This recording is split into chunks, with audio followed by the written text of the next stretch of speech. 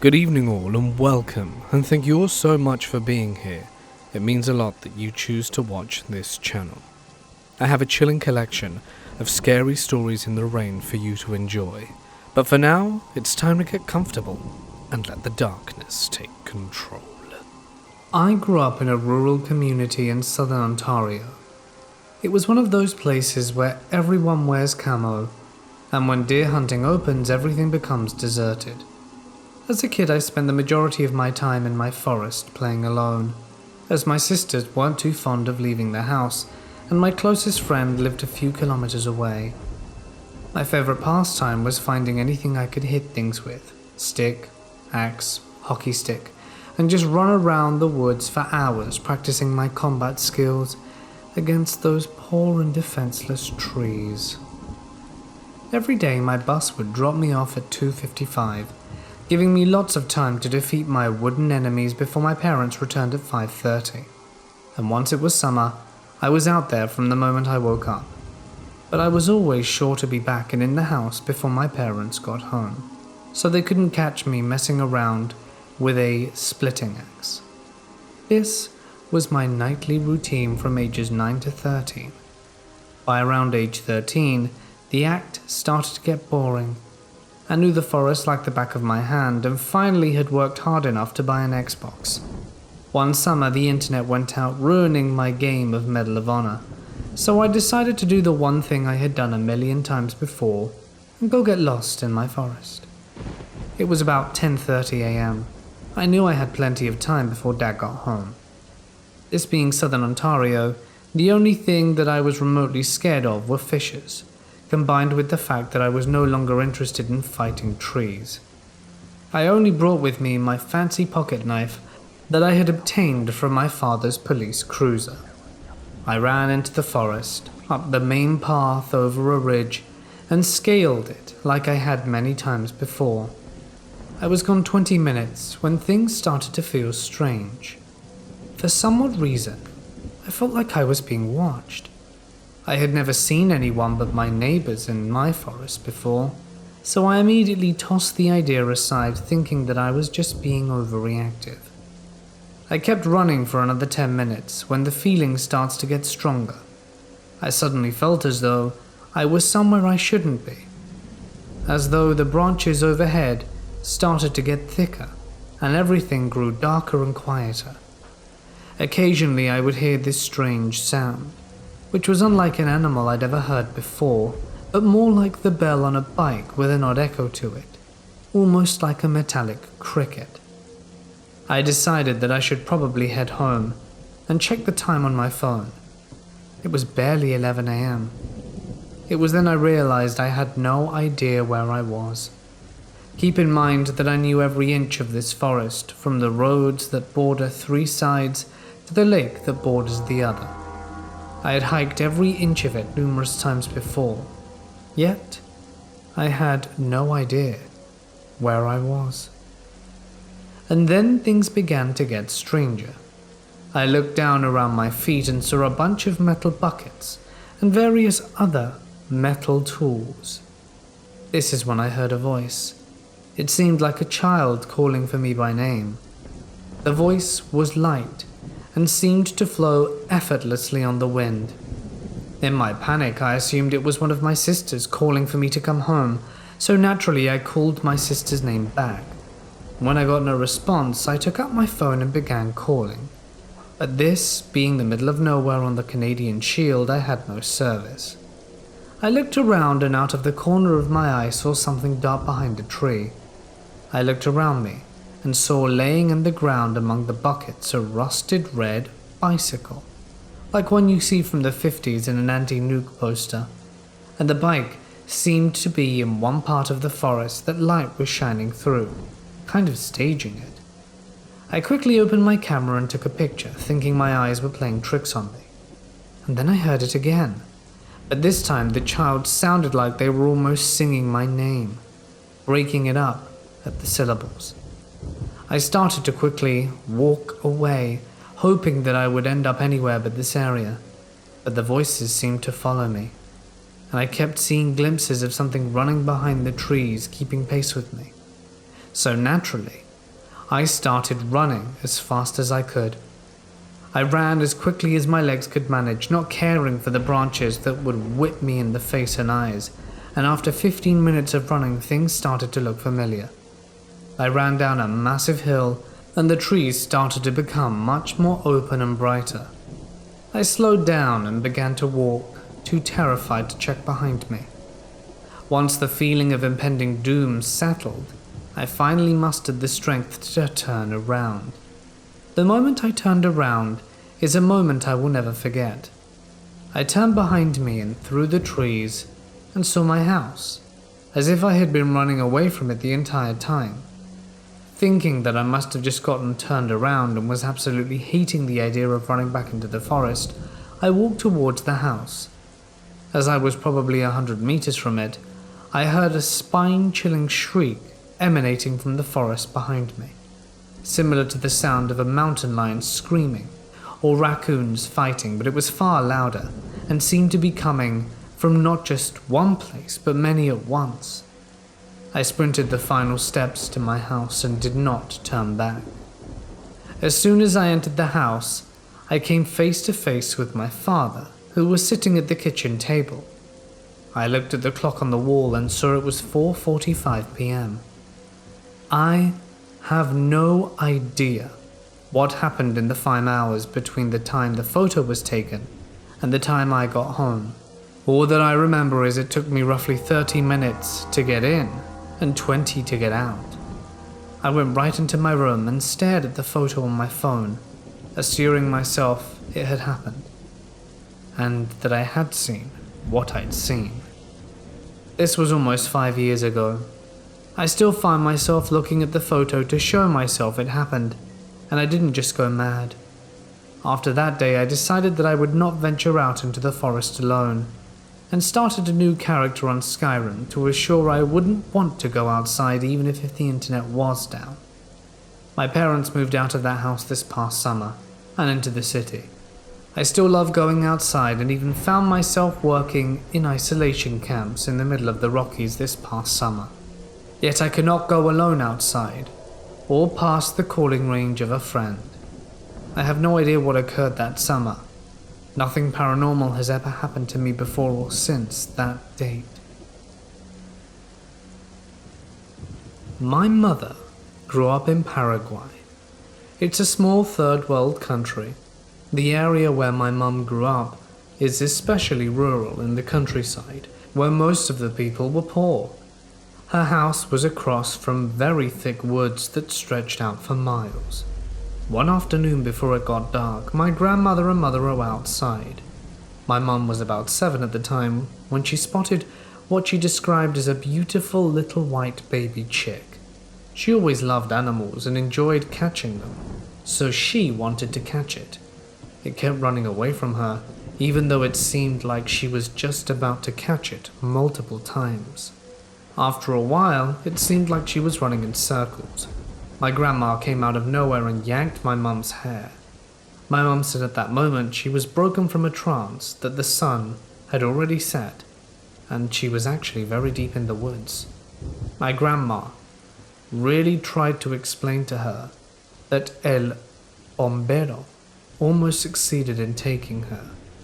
My mum tried to explain to my grandma about the pretty little chick, but of course it was nowhere to be found. My grandma said my mum seemed to be playing normally, and then all of a sudden just started walking fast towards the woods. My grandma thankfully ran after her and was able to catch her. I always think what would have happened had my grandma not been there to stop it. I'm glad she was. About 2 years ago, I moved from my college town in Arizona to Woodland Hills, California for my new job. I was 21 and living alone in a studio within 2 blocks of an outdoor mall and gym. The apartments were older, built in the mid-70s, but were well maintained with a fence and cameras around the entire complex and gated entrances. It was a fairly nice area, mostly young professionals and families, and it felt pretty safe. After this incident, I didn't leave my apartment complex alone after dark. One night I decided to take a walk after my workout. It was barely nightfall, and still fairly warm. I grabbed my water bottle and started walking past the gym in the opposite direction of my apartment. I walked for a little while, turned around and started walking home. That's when I noticed a white Escalade with completely blacked out windows that had passed me previously, passed me again. They drove down to the light and made the turn, so I thought nothing of it. Only when I saw the car for the third time did I start to panic. By this point it was well past dark, and most people were heading home from the gym and the outdoor mall. I was still a few blocks from the gym and the car kept driving past, slowing down and speeding back up if they saw anyone around. I cut through a parking lot to try to get to the closest store open, a McDonald's. Before I knew it, the Escalade was back, and in the parking lot, between me and the McDonald's, the car started slowly circling the parking lot, and the windows rolled down part way to reveal 3 men in their 30s to 40s just staring at me. At that point I was frozen, and decided to stand under a light by a closed store while frantically trying to call my friends from the apartment complex to come get me. My mum, friends from other states, anyone so that I wasn't alone. The Escalade kept circling, slowing down to barely an idle every time they'd pass me. I saw the door of McDonald's open, and a younger guy came out, clearly done with his shift, and headed to his car. I started yelling for him to wait and that I needed his help, and took off running towards him. The Escalade sped out the parking lot, back to the nearest light, and turned again. I apologized to the younger guy for scaring him, and asked if he could please walk me to the gym, thinking the men were probably gone and I could wait a few minutes there before walking back to my apartment. We made it to the gym, and he made sure I felt safe there before going back to his car. I waited for 10 minutes, still trying to reach my friend who lived in the complex, so he could come get me. I wasn't able to get a reply, so I called one of my girlfriends from back home and spoke to her as I did the walk the rest of the way home. I got past the main intersection before the car turned down my road. It started following me again. My heart sank, and I had a horrible feeling that if I didn't get inside the gate before they got to me, I'd never be seen again. I broke into a sprint and screamed into my phone that I'm being followed and for my friend to not hang up. The gate had just started to close behind another resident's car and I barreled through it, sprinting the way back to my apartment and locking the door. After about 3 hours, I went to take my dog to go potty before bed, and out of curiosity or sheer stupidity, I walked back towards the gates I came through, still safe within the fence, and I saw the Escalade parked on the other side of the road, waiting just outside the camera's field of view. I calmly turned and walked my dog onto the interior apartment complex out of their sight. They came back to the same spot every night for several days, and after that, I never saw them again.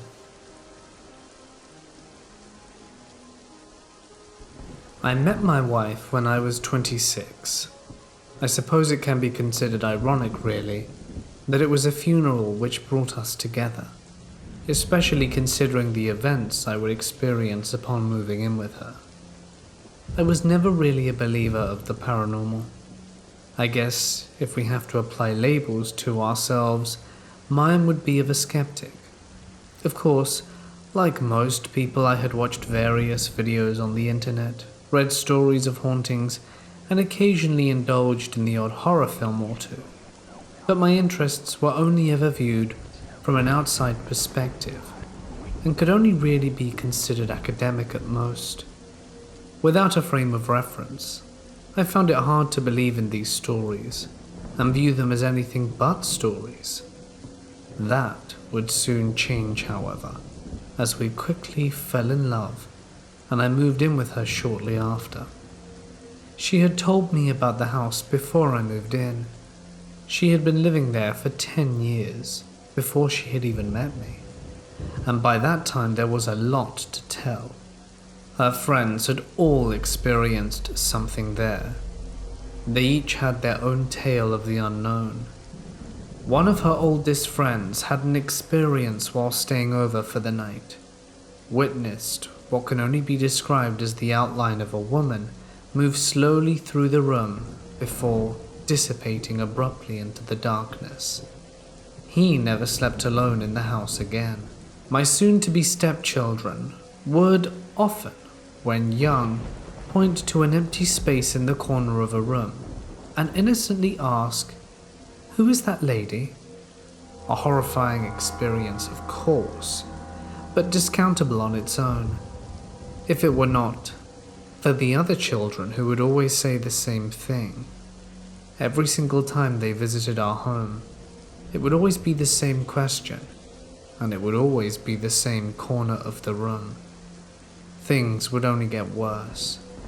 I remember how my wife recalls the odd smells which would materialize as if from nowhere. The unexplainable noises which would break the peace of the night, and foreboding feeling of not feeling quite alone when you knew you were the only person in the house. It did not take her long to reach out to a paranormal investigation team. They attended our home with Kieran O'Caffey, a paranormal investigator who enjoyed a brief stint of fame after being featured on Most Haunted, a television show which ran here in the United Kingdom. They brought along a psychic who, not long after entering the home, had an unnatural aversion to one particular corner of the room which would soon become my new bedroom, and the particular corner where the children had witnessed the lady.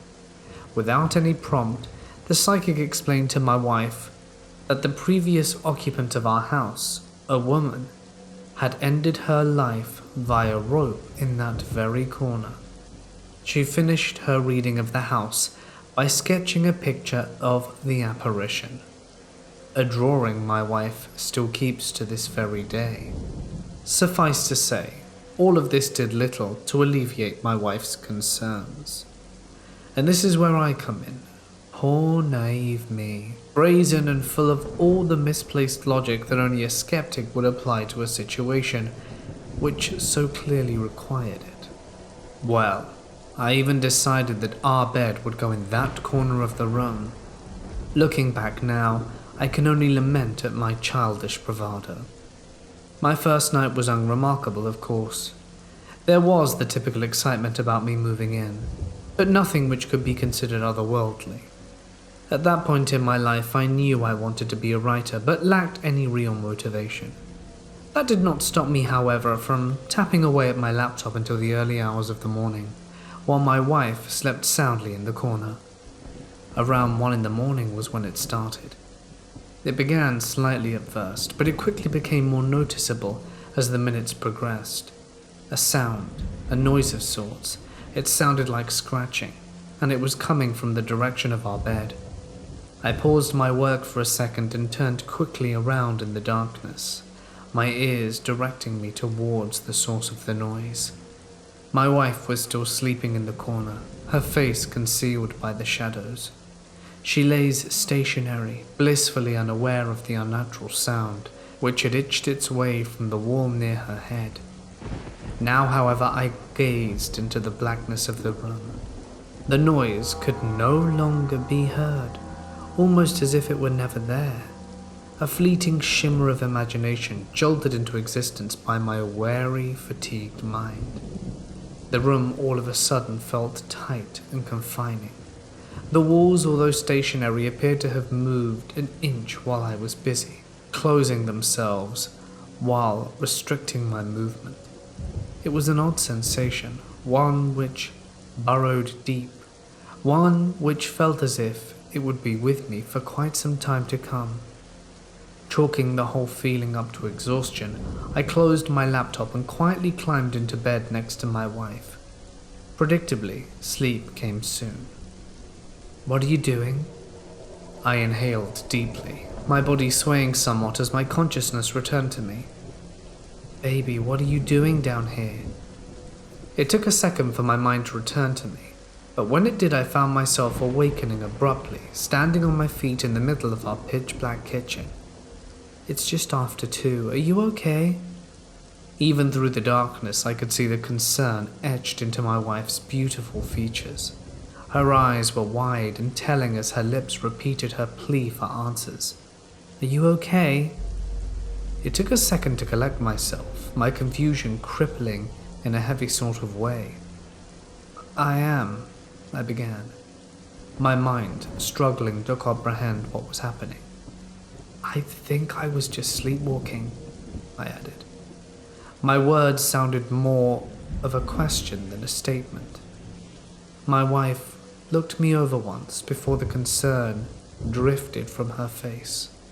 "Shh, it's okay," she whispered, extending her arm out to me. "Let's get you back to bed." I weakly offered my arm and allowed her to guide me back upstairs to our room, where I quickly fell back asleep. Up until this point, I had never sleepwalked in my entire life. I talked in my sleep, sure, but never sleepwalking. That was news to me, and it was a disturbing sensation to say the least. It followed me into the next day and persisted throughout. Somehow it felt more than just sleepwalking. Somehow I just knew. The day passed like a dream, and before I knew it, night had fallen once more. "Do you want to talk about it?" my wife asked, lying next to me on the bed. I shook my head. Even though the room was silent, I still felt as if I could hear the scratching. "No, I'm fine," I lied, as I pulled the covers over and turned over. "Okay, I love you, baby," she whispered. "I love you too." It's dark, and I'm standing in our kitchen. I inhaled deeply and took a second to steady myself, my limbs shaking as the realization of what happened crept slowly through my body. This time my wife wasn't there to comfort me. This time, every single drawer had been removed from their cabinets and were now perched precariously on the various surfaces above. What is happening? Confused and distressed, I began to quietly slip each drawer back into the cabinet, which housed them, and then slunk carefully back upstairs to bed. Just before my fragile mind drifted back into the sleep of abyss, I felt as if I could hear it again, a scratching, tearing and cutting somewhere deep within the walls. I did not tell my wife of this second transgression. I thought she would only worry. Ironically, this seemed to make matters worse as she quickly picked up on my silence throughout the day as we continued unpacking the rest of my belongings. "What's wrong?" she asked, sitting next to me on the sofa. I struggled to comprehend an answer. After all, what was wrong? I couldn't even fathom a response, let alone formulate the words required to convey the feeling which lingered deep inside me. My lips moved, and I found myself saying the first thing which came into my mind. "I think we should move the bed." She nodded slightly at my words. She knew what I meant by them, even though I never actually had to say it. "Okay, we can move it first thing tomorrow. One more night, okay? Because I'm shattered. One more night. I could make it one more night." The hours passed, and again the sky turned black as we drifted peacefully off to sleep. "Baby, stop, please, you're scaring me." Suddenly I was aware that I was not in bed. I was standing, but was still in the room.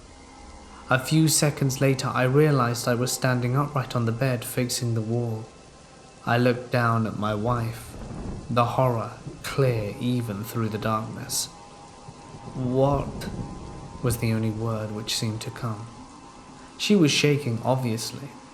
After a few moments of silence, she collected herself and brought her arms up to me. "Come on, come here." Confused, I once again allowed myself into her arms as she guided me back into the mattress. Her hand moved up to my hair as she began to run her fingers lovingly through it. "Shh, it's okay. Go back to sleep." My mind quickly sank back into nothingness. In the morning, she explained exactly what happened. She had awoken suddenly in the night when she realized that I wasn't laying next to her. After rolling over, she was shocked to find me standing upright on the bed, silently and still, staring at the wall with my back to her. She tried to call out to me before I finally answered. Understandably, this shook her up quite a bit. I went on to divulge the second instance of my sleepwalking, and soon after we moved the bed from the corner of the room. To this day, we've never slept in that corner again. It's been 6 years since then, and we still avoid going anywhere near that corner. My sleepwalking has not happened since we moved the bed, and thankfully, I've never heard the scratching again either. To be honest, I try not to think about those 3 nights so long ago. It's hard to because I never really got any closure. If I had seen a ghost, if I could have at least pointed a finger, yep, ghouls. If I maybe had seen a rat or a mouse, I could have explained away the scratching. But there was nothing. It all just stopped just as suddenly as it had begun. The second we vacated that particular corner of the room. And I guess looking back on it now, that's the most horrifying part of it all. I will never know why these things happened. And even more hauntingly, I will never be able to predict if they will ever happen again. And that is the thought which lingers most during the dark nights, repeating with my mind as I tap away at my keyboard and hoping to God that I never hear that awful scratching ever again. My 23-year-old mother was murdered when I was a baby. It happened in our house and nobody knew what actually happened. Throughout my life, there have been times where I feel like she's around, and the last few weeks, I felt like it non-stop.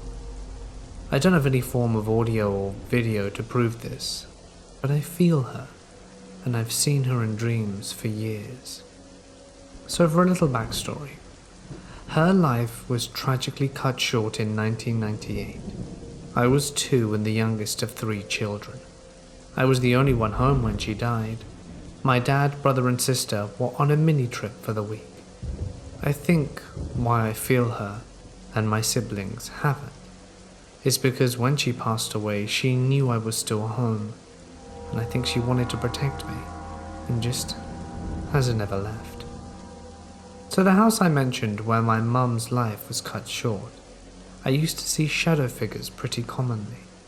I never saw her, but I felt her presence from time to time since I was a kid. And I would see shadow figures, and at one point I drew them, but the drawings are on an iPad that is now broken. The 2 main ones I would see were a shadow figure wearing a hat, which I've read is pretty common. I never saw eyes nor face, it was just that, a dark mouse. This was always seen in the downstairs bedroom. The other shadow figure I would see a lot was a long, lanky one. I don't think I've read about them, but they were long and seemed to be slouched down. They usually looked like they have their heads held down like they were sad. Sometimes I would see 2 or 3 of these at once. I never saw these in my bedroom, almost always on the main floor of the house, and even if I looked at them, it's like they needed me to see them. Kind of rarely, but sometimes around the house I would see the hooded shadow figure, who again I think is a common one. The hats and hooded shadows always seem scary, but not the lanky sad ones. I wouldn't go near them if I saw them, but I never felt scared or hid when I did. So, there's been a time I've seen a ghost as well. I was in my bedroom upstairs. I remember I woke up and saw a bright ghost.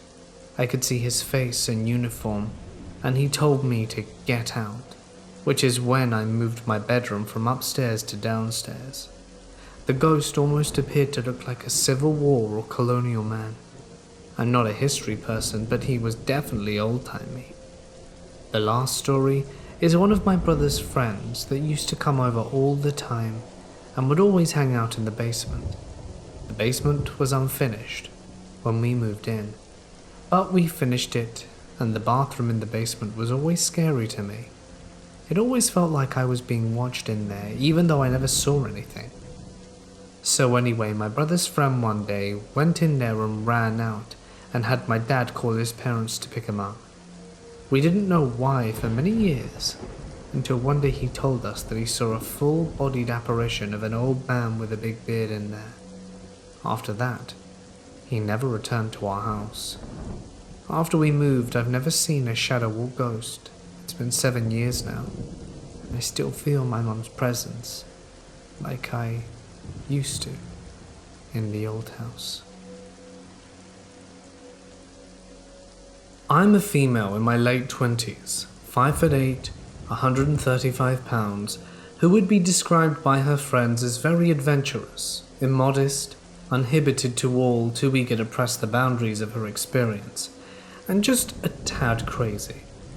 The foundation for my adventures was laid some time ago while watching television with my friends, Todd and Beth. We were watching the Survivor TV series, and I piped up and said that they should be totally alone and deprived of clothing. So my friend said, "Oh, like you could do that." And so the challenge was served, and I accepted. As the scenario developed, I was to be abandoned on their private ranch, deprived of any clothing, including shoes, left to wander some 2,500 acres to locate food and drink in hidden ice chests until such time as to I was to be picked up at the far end of the property some 3 miles away. I was provided a mattress to sleep on, placed out in the middle of a huge open pasture with no blankets or pillow. The chests were scattered, and I had to return to the mattress at night to sleep on. Basically, I couldn't sit in one place and wait to be collected. The dangers were poisonous snakes, insects, and some predators, mountain lions and coyotes, and the elements. I spent considerable time conditioning my feet, as I felt that they would be my most vulnerable attribute. So when the day came, we drove 30 miles out to their ranch, and gave me a map to locate the chests, took all my clothing and dumped me in the middle of nowhere for 3 days and 2 nights.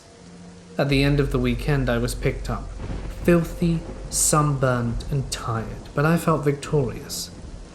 The experience sparked in me the desire to periodically repeat the thrill of the state of vulnerability and adventure.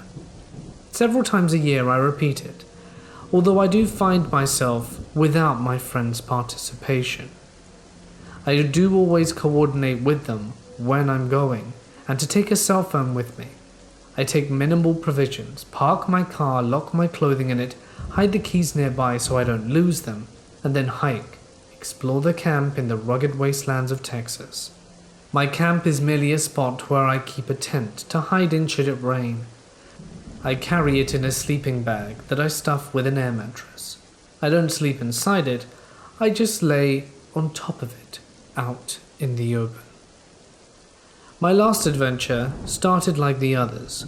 Lock clothes in the car, hide keys, and hike to my camp. Upon arrival I noticed that the sun and elements had taken a toll on my cheap one-person tent, but it looked like it might protect against mild rain, although none was forecast. I put my sleeping pad in it so it wouldn't blow away, and also my bag of snacks, cell phone, water, and a flask of bourbon. Then I went on my naturalist hike. I explored for several hours, enjoying the wind and sun on my body and feeling part of nature. Towards sunset I hiked back to camp, pulled the sleeping pad out of the tent, sat on it and ate. I sipped on my bourbon as I watched a beautiful sunset, then laid back on my pad and watched the clouds drift across the night sky until I drifted off to sleep. As I slept, more clouds moved in and the wind increased. The cooling breeze brought a chill, and soon I felt the first raindrop plop on my belly. I pulled the bag into the tent and laid on it as I listened to the pitter-patter on the nylon. As the wind and rain increased, I began to hear the thrashing of brush around me.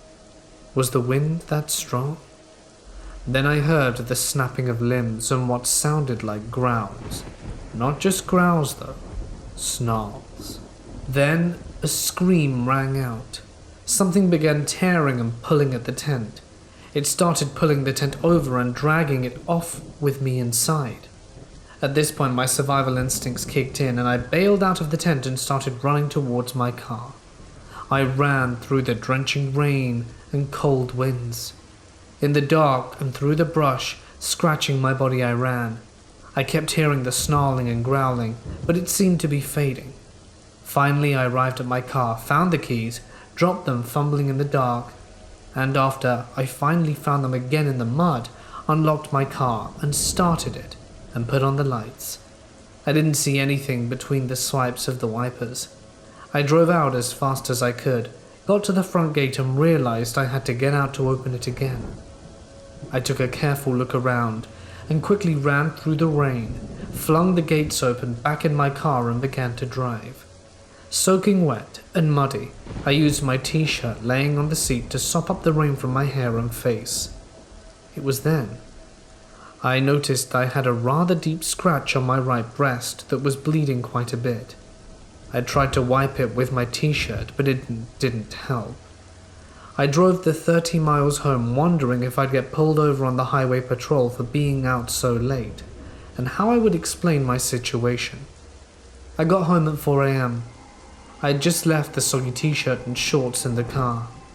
I went to my house, took a shower, and felt the painful sting of the hot water on all the scratches of my body and my bruised feet.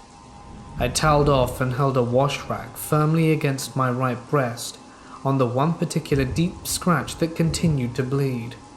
I sprawled out on my bed under the ceiling fan, trying to sleep. Sleep never really came, so I got up around 9 a.m. and realized I left my cell phone in my bag and I'd left the gate open. Not a good thing. I threw on a pair of loose-fitting terry cloth shorts, a baggy cut-off t-shirt that more than irritated my scratched-up skin, and some shoes and drove over to my friend's house. My car was a mess inside, and the t-shirt and shorts I'd left in it were soaked. Upon arrival, I explained what happened and asked if they'd go with me to close the gate and retrieve my things. Their first reaction was, "Oh my, look at you," referring to the scratches up my legs, arms and belly. I lifted my t-shirt and showed them the numerous scratches on my breasts. I was a mess. We loaded up in their pickup and drove out to the ranch. The gate was still wide open, so when we drove in, Beth and I got out and closed it behind us. We parked where I parked my car and got out and started the trek up to camp. Upon arrival, we found the remains of the shoddy tent, totally ripped up, the sleeping bag some 50 feet away from where I set it up. Among the debris I found my bag, cell phone was dirty but worked, and my flask was beside it. I opened it and finished it off in one big gulp. We searched but found no footprints that might reveal what attacked me. Todd said he would place game cameras in the area to see if he could record anything, but nothing ever showed up. I have mixed feelings about going back. I miss the experience and may spend time out there again, but only on day trips for now. The first story I'm going to tell you is a story relayed to me by my late father, and it was something that happened to him and my eldest half-sister when she was a teenager. Allow me to give you some background. My half-sister Giselle had always been able to see ghosts since she was a child, and being able to do so has made her feel like she was cursed, especially since the entity she sees always appears solid and showed up unexpectedly during the most unexpected of times. My oldest sister Isabel seems to share that curse, since she experiences the same thing. I, however, can only see shadows from the corner of my eye, as well as feel others' presences when I'm alone, and yet I look, but no one's there. I just pray that I never encounter a ghost up front like my older sisters have. At the time of this event, Giselle was 14 years old, and accompanying my father one weekend as she was scouting for a new house to move into, since Giselle's mother was pregnant with her 6th child, and things were getting cramped in their current residence. My father noticed that Giselle had been clinging to his arm very tightly ever since they entered the front gate, and had been glancing around with clear unease. According to my father, the house was a 2-story house, comfy looking and quite spacious, only with a few repairs needed in a room or two, and the price the owner was giving him was much lower than he had expected it to be. However, My father couldn't shake off the feeling he had as soon as my sister entered the house. The atmosphere felt heavy and so wrong. Add to the fact that Gazelle had seemed reluctant to enter the house and was no longer looking around, but constantly turned to look over her shoulder. As the tour of the house progressed, my father saw that Giselle's unease had melted into complete and utter terror, her face extremely pale, that he thought at one point she was going to faint, and she practically had his arm in a death grip. Giselle, however, refused to say a word when he asked what was wrong, just shaking her head and practically gluing herself to his side as she trembled. My father knew just by the terrified look on Giselle's face that buying that house would be a mistake. Once the tour was over, my father informed the owner that they wouldn't be buying the house, as tempting as the low price was, but thanked him for his time. When my father and Giselle were in the car, he noticed how her eyes were fixed on one of the windows on the second floor, and because he knew that she could see something he couldn't, he asked her what was wrong. My sister tore her dark eyes away from whatever she had been looking at, before turning to him still terrified. "Dad?" Her normally high-pitched voice was barely a whisper. "There was a woman in black following us around while we were going through the house. She was floating, and she had a black veil over her head, but I could see her face. It was white, so white, and her eyes, they were pure black, but at the same time, blazing with hatred. And she had a snarl on her face and followed us at a distance, but stopped at the foyer after you and I stepped out the door. She was watching us from one of the windows on the second floor just now. She was just filled with hate." My father had started driving as Giselle spoke, and he felt a chill run down his spine once she finished. They didn't bother looking at any other houses that day, despite my father having listed 4 more to look at, because he told me that what Giselle had told him rattled him more than he wanted to admit, and he felt quite drained. I don't even want to think about what would have happened if they'd have brought that house. The next story was told to me by my parents and takes place in a building that my parents and I were residing in shortly after I was born. It seems the building was quite haunted, and they had only learnt about it after moving in. All the people residing there had their own stories to tell. It was just before lunch on the day my parents brought me back from the hospital, and I was asleep in my mother's arms. Just as soon as my parents stepped in their flat and were about to insert the key into the lock, they were startled when something collided with the door, barely missing my father's head. The noise jolted me from my sleep and I began to wail. They whipped their head towards the winding staircase that led to the upper floors, and my father ran to the foot of the stairs to see who had thrown the dirt, but there was no one about, and they would have heard someone running on the tiled floor, or any of the doors slamming, but it was completely silent since it was a weekday and the neighbors were at work. After ushering my mother inside, my father took a look at what had nearly struck him, and saw it was a ball of dirt, compacted perfectly into shapes, as if someone had taken the time to form it and harden it with their hand before hurling it in his direction. My father took a gardening trowel and scooped it up, before showing it to my mother, who was trying to comfort me since I was still crying up a storm. When the neighbors arrived from work several hours later, they saw my father standing at the foot of the stairs looking up. They asked what was wrong, and he proceeded to tell them the events of the day and showed them the ball of dirt that had caused the fuss. Little things would happen as the months went by.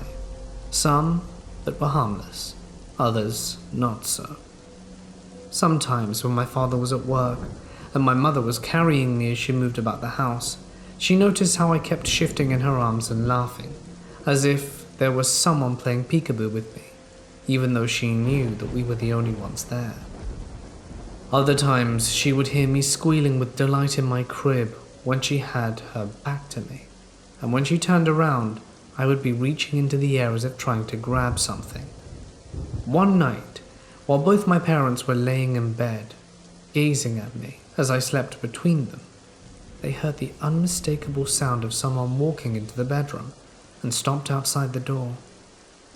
They heard the unmistakable sound of the doorknob rattling, as if someone was trying to get in but the door was locked. The rattling stopped, only to be followed by a light knocking. My father turned on the bedroom light, demanding to know who it was. The knocking stopped and there was only silence. Nothing else happened that night. However, neither of my parents got any sleep. The next morning they checked all the doors and windows, and everything was locked.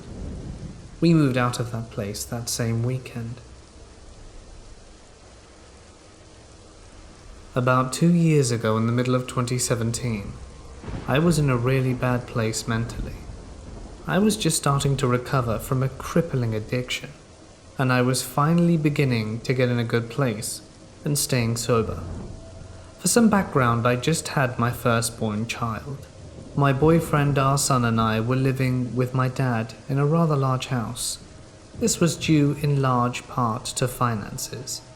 My small family and I couldn't afford to move out on our own yet, even though we knew we needed to get away from my dad's craziness as soon as possible. My boyfriend was in between jobs and he was applying everywhere, but didn't have a lot of luck.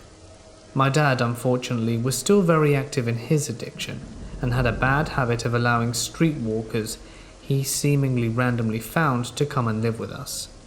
My dad invited a couple who we all call Sarah and Adam to live with us.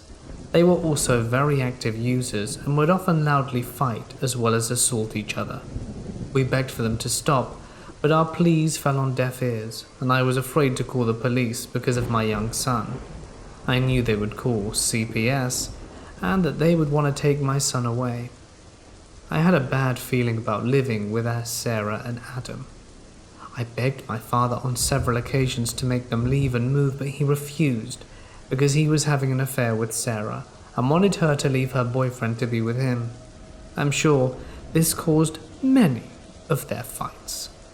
My little family tried our best to stay to ourselves. We stayed in our one bedroom, thankfully.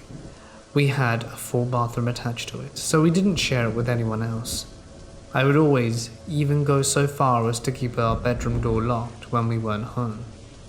One morning my boyfriend left early for a job interview at a local restaurant, leaving me and our child alone in our room. I stayed in the room with my baby, not leaving as I had everything I needed to care for him: diapers, wipes, clothes, clean bottle, formula, crib, and everything. Let me briefly explain the setup of our rooms. Our bedroom, as well as the couple's bedroom, were in the back of the house. Our bedroom came out to a long, straight hallway, and at the end of the hallway were the couple's room. I would open the door and look straight out and easily see inside of their room, because where they were staying, the door would often be open. Suddenly I heard a scream from their room, in the hallway outside the room. I step out. After making sure the baby was safely in his crib, I check what was going on. Sarah is hysterical and talking rapidly. I couldn't understand what she was saying, but I could make out there was something wrong with her boyfriend. Looking back on everything, she was probably high. I rushed down the hallway, past hysterical Sarah, and into the bedroom. I don't know why I did this. I should have just taken my baby and left the house, but I guess instinct took over when I knew something was off. I see Adam is laying on the bed motionless, and he's on his back. As soon as I see him, I know something's very wrong. His skin was a deep, unnatural grey colour, and he was so still. I rushed over to the bedside and touched his chest. He was so cold. There was no warmth left within him. I placed my fingers under his nose to check if he was breathing. Nothing. Placed my fingers on his wrist to see if I could find a pulse. Nothing. I placed my head on his chest to see if I could hear a heartbeat or detect the rise and fall of a breathing chest, but there was nothing. No breathing, no pulse, and no heartbeat. There was just stillness. His body wasn't even trying anymore to produce even slow, ragged breaths. He was that far gone. He was dead. Looking back, I knew as soon as I saw him that he was gone, but I didn't want to believe it. I'd held out hope that he had merely passed out. The whole time I'm doing this, Sarah is running around me wildly, screaming and crying. I can't remember if I told her to get my dad or if she called him on his own, or if he just heard the commotion and came to check. He was weird and calm the whole time, but I could remember my dad's reaction wrong maybe. To be honest, I don't remember a whole lot of his reaction. From the first time I saw Adam, my mind and memory were a blur. I then rushed back to my baby boy. I was terrified at this point. Maybe I was in the wrong, but in that moment I was more worried about my baby than Adam. I calmly gave my son to my brother, who happened to be visiting us, and was hiding in his room the whole time, somehow unaware. I quickly filled him in. I knew my brother was safe, as he has never done drugs in his life, so I felt comfortable leaving my son with him. I knew my baby would be safe. At this point, after making sure my son was not in any immediate danger, I knew what must be done, even though I didn't want to call for help because I was afraid they'd take my child. Sarah is still running around screaming and crying, and my dad is just silently standing around. Perhaps he was in shock. And I tell Sarah to dial 911. I think I ended up making the call, and a short time later paramedics and police are swarming the house. They tried to resuscitate, but we all knew it was useless. He was gone from the moment I walked in, and had probably been gone for hours at that point.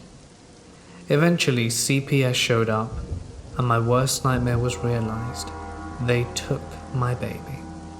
My poor boyfriend came back home from his job interview, which he got by the way, blindsided with ambulances and police in our yard. He had no idea what was happening as I didn't have time to call him and fill him in before he got home. They eventually ruled Adam's passing as an accidental overdose. I don't know for sure if it was accidental because Adam had talked before about how unhappy he was and wanted to leave Sarah because he knew she was cheating on him. But he had nowhere else to go. I don't know, maybe I'm reading too far into it. I didn't know him very well, and we certainly weren't friends. The story doesn't have a happy ending. I'm truly sorry that Adam lost his life to the disease of addiction, but I couldn't help but be angry with Adam and myself. I'm angry for what he did, accident or not. I don't know if it's right or wrong of me, but I'm also angry with me. I feel like I could have done things a lot differently if I hadn't been struggling with addiction myself, and they may not have taken my son. I'm still sober, and my boyfriend and I are married now, and we're fighting our state for custody of our son, and we will keep doing so until he is home again. I no longer speak to my father. My boyfriend and I had moved out of my dad's house that day. Thankfully, he had family who let us stay with them until we got on our feet. My dad and Sarah got together almost immediately after Adam's passing, and they're still together. Their relationship is uber toxic and has caused many problems between us. Be careful who you allow into your life and the lives of your children.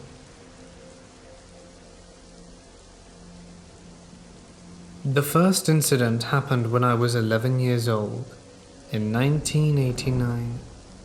We had just moved to a very hot state from a very cold one, and it was a few weeks into the school year. My stepfather at the time was a cheap arse, so he wouldn't turn on our air conditioning, so we had our windows open at night. It being roughly 85 Fahrenheit at night, so it was very hot. I could see my windows from where my bed was. It had vertical blinds over it which were closed, but the window was open. I woke up at some point in the night, seeing light shining through the blinds and hearing a radio or some kind of chatter. I couldn't understand the words being spoken, but it sounded like people talking. I thought the neighbors were throwing a party, which is weird for a weekday around 3 a.m. So I tried to ignore it and go back to bed. Maybe an hour later, it's dark again in my room. I woke up and looked to my side and saw what everyone describes as a typical grey alien, about 3-ish feet tall with big black eyes. It was terrifying. It turned to face me as I noticed it. It looked like stop motion, how it was all slow and jerky. As it faced me, I threw my blanket over my head, tucked in all of my limbs under it and crossed my legs so that none of me was exposed and began praying. I've never been a religious person, but I didn't know what to do. I asked to every deity I was aware of, Jesus, Allah, Buddha, anything I could do to please protect me and make it go away. I remember how terrified I was, my heart pounding in my chest. It was so hot under those blankets that I could barely breathe, but I was too scared to move for what felt like hours. I didn't exactly know what time it was or how long I lay there, but I stayed there, too scared to move, praying until the sun came up and my alarm for school went off.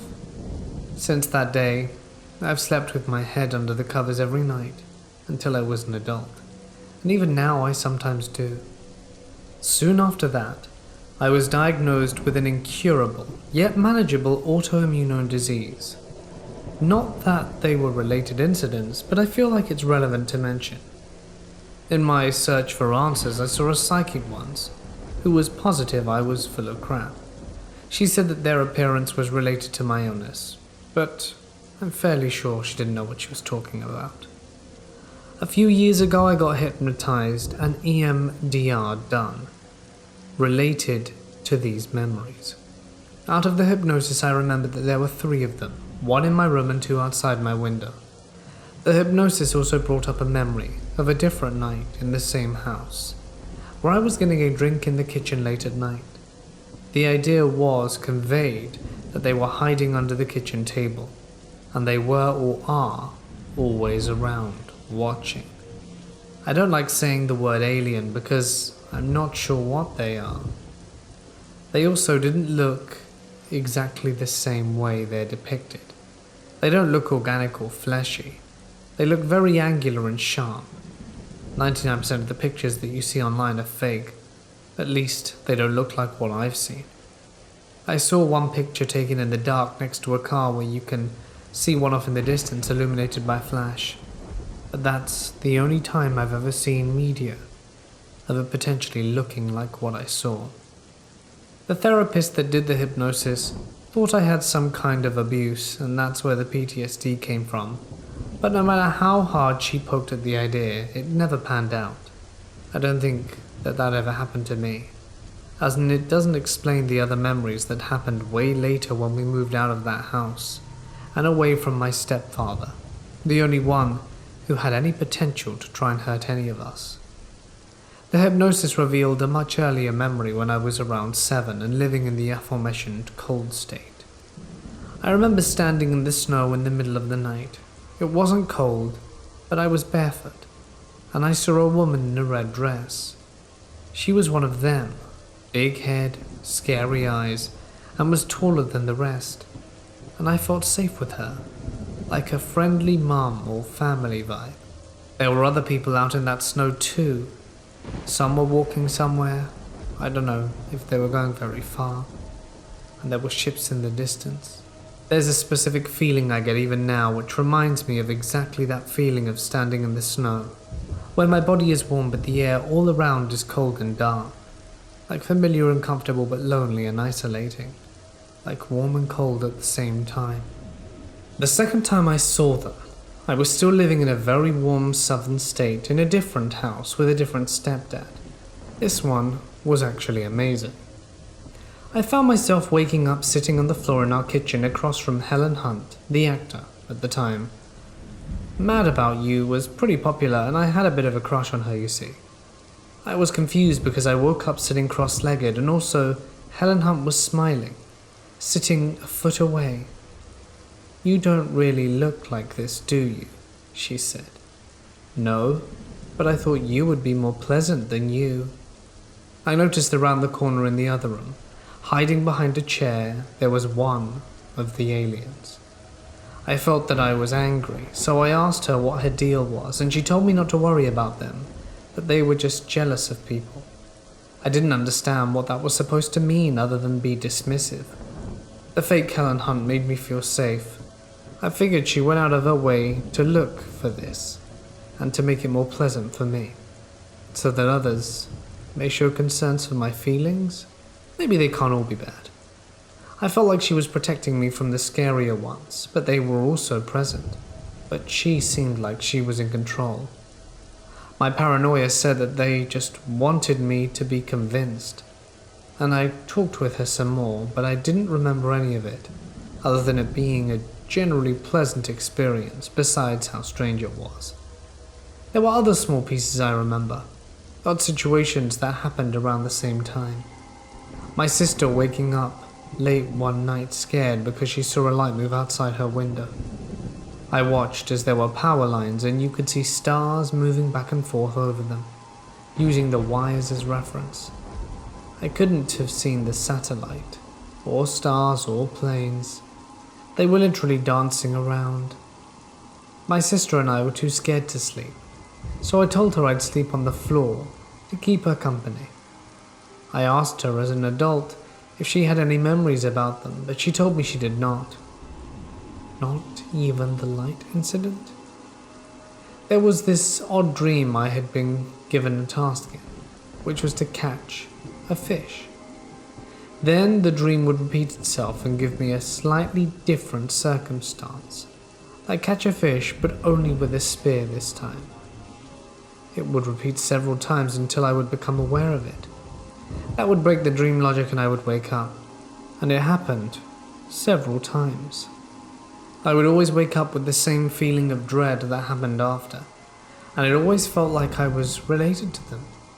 I've had dreams where I was being chased by them, where ships were searching for me with beams while I was in the building, and it's been a pretty consistent theme throughout my life. I've mentioned this in the last one before, but when I was 17 to 18 I was still living at home in the same house from before. At this point it was now the mid-90s. I wake up in bed and saw a bunch of Muppets or puppets throwing a party in my bedroom. They were mostly fuzzy and blue, I think. The light in my room was bright and happy, and I felt like this Muppet show was condensing, and told them I don't believe them and that this is fake. As soon as I said that it was fake, it felt like the air was sucked out of the room. The lighting went from happy to dark and dramatic immediately. All of the fuzzy blue Muppets peeled off their masks, revealing big, scary grey aliens. I couldn't tell you how many there were, but I felt like there was a lot of them. A big one floated out of the closet towards me. It didn't walk, it just glided, and I could tell that it was pissed. He talked, or at least I heard him, because I don't remember seeing their mouths. We're trying to make this easier for you, but that's not going to happen now. I was terrified, just crying in bed and sobbing. The big one cradled my head and looked at me, seeing me so scared and upset, then said, "You're not ready yet." Then I woke up in bed in the morning with dry tears on my face. After that night, I haven't seen them again. I feel like I failed a test after the Muppet encounter, since they were testing my fear level or something, I don't know. But I've seen the occasional shadow person run across my house. I've had a dream about them.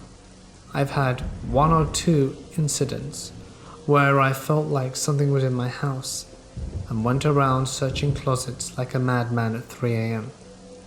I'm not saying it was aliens. I've become comfortable with the idea that maybe I hallucinated these things, or maybe there were experimental drugs in school cafeteria lunches. Perhaps it's just vaccine side effects. Who knows? All that I know is that I saw it, and that it was real. I lived in a very old home. I'm talking built in the 1700s, and protected under the US Historical Register, kind of old. And the dude who built it was super rich. It's a big old white house, very The Conjuring-esque. I've lived there most of my childhood, along with my parents and 3 older siblings. I often played alone because my older brothers didn't want to play with their little sister, who's years younger than them. So naturally I spent a lot of time upstairs or in the library of the house. There were certain rooms that just had really good vibes, like nothing but happiness in there. There was also a small B&B type room upstairs, and my mum used it to store her extremely realistic portraits. You felt watched in there, but in contrast, there was the basement. Occasionally, I would visit my dad. down in the basement.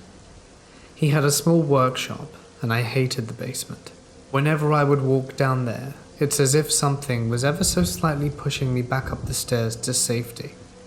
I felt like someone was always watching me down there, almost waiting for me to get just a little closer. Like I mentioned before, rooms in the house were either great vibes or hell no.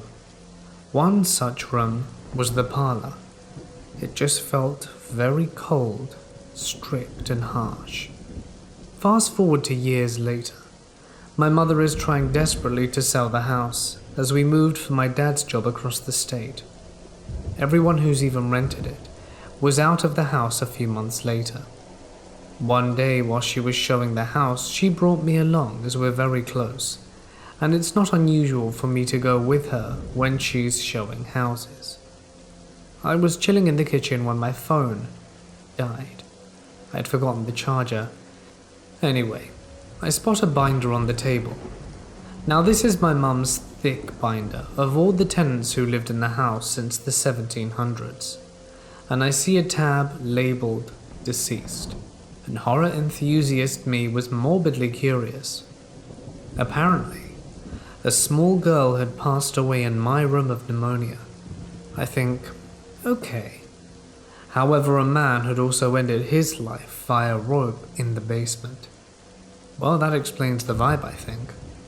Reading a little further, and there was an awful man who gambled away his life savings, avid racist, drank a lot, and remember how I said the library had great vibes? Apparently a really nice woman used that as her study to teach young girls. She also passed in that house. The parlor, very strict, old school woman, apparently had an aneurysm in that room. A year later, after countless rejects from prospective buyers, my mum decides to have the house cleansed. The woman comes and she was like a priest. She says that, and without knowing about any prior passings, mind you, that there was an evil in the basement actively trying to do us harm. However, she said it was countered by the good spirit of a woman, but she says it was a spirit of our family, someone we were close to. I asked her who it could be, but of course, she didn't know. To make an already long story short, she cleansed the house. Apparently, the evil within the basement was very old and very weak. She also said something quite interesting. She said that it was years since the house had a family, with children running about and bringing it to life in the place. The house loved us and didn't want us to let go of the family that it hadn't had in years.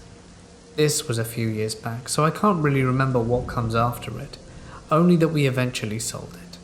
So yeah, that's my strange story about the paranormal.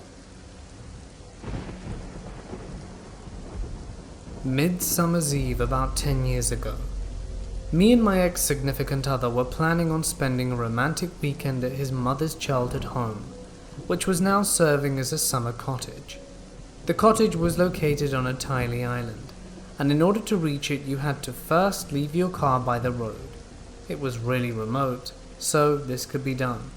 Then walk about 2 kilometers through the woods and finally row a boat across a small river. When we reached the cabin, we found the key to the front door was missing. I was already feeling like there was something out of place, but decided I was probably just a bit tired from the journey. My then significant other was really skinny and long, so he managed to wiggle his way through a window and find the door from inside. We then proceeded to unpack our stuff and got a fire going to warm up the sauna, a must on midsummer around here. My ex told me we were going to sleep in the first room on the left, the old master bedroom, and I went in to make the bed ready for us. As I entered, I was at once hit by a strong feeling of dread. We were not welcome there. I tried to shake it off because I didn't want it to ruin our weekend, so I said nothing about it to my ex. We decided to have a bite to eat before going to the sauna, and as we were eating I noticed my ex started to look a bit pale. When I asked him if he was doing okay, he told me he was feeling really ill all of a sudden. and there was a sudden chill that was going through him constantly. I put my hand on his forehead. He was clearly running a high fever. He was feeling fine just before, so we were both a bit puzzled by his sudden unwellness. We thought it would be best for him to rest for a while, so we went into the bedroom to lie down. I wasn't thrilled about going in there, but it was the only place with a bed at the time, so we really had no choice. I remember very vividly what happened next. We were lying on the bed, my ex with his eyes closed and breathing heavily, sickly warmth pouring from him like crazy, and me very much awake and alert. It began as a cold feeling of dread, just like before, but this time it kept escalating to the point of pure fear. My heart was pounding faster and faster as I realized we were in the middle of nowhere. We had no phone, and my ex was the only one who could even drive. Then I saw it in the doorway. A shadowy figure, clearly male, was standing on the doorstep. It was leaning towards us, radiating hate. It seemed reluctant to step all the way in, but made sure I knew if it chose to do so. There was no other way out of the room except through the window, but that was sealed shut. I mustered all my strength, shook my ex by the shoulder and explained to him that we had to leave now. He was still very weak, but I managed to get him up and packing. The figure was nowhere to be seen. It had vanished when I focused on getting my ex to his feet. So we packed up in a hurry and left. I told my ex I had felt and seen something strange, but mainly I explained our haste with the fact that he was ill, and we needed to get back to civilization while he was still able to travel. But what do you know? By the time we had left and crossed the river, he was feeling a lot better, and his fever was all but gone. We reached the car, and he mentioned something about maybe going back now because he was feeling okay, but I quickly refused. We drove back to his parents' house, where there was a small, midsummer family gathering taking place.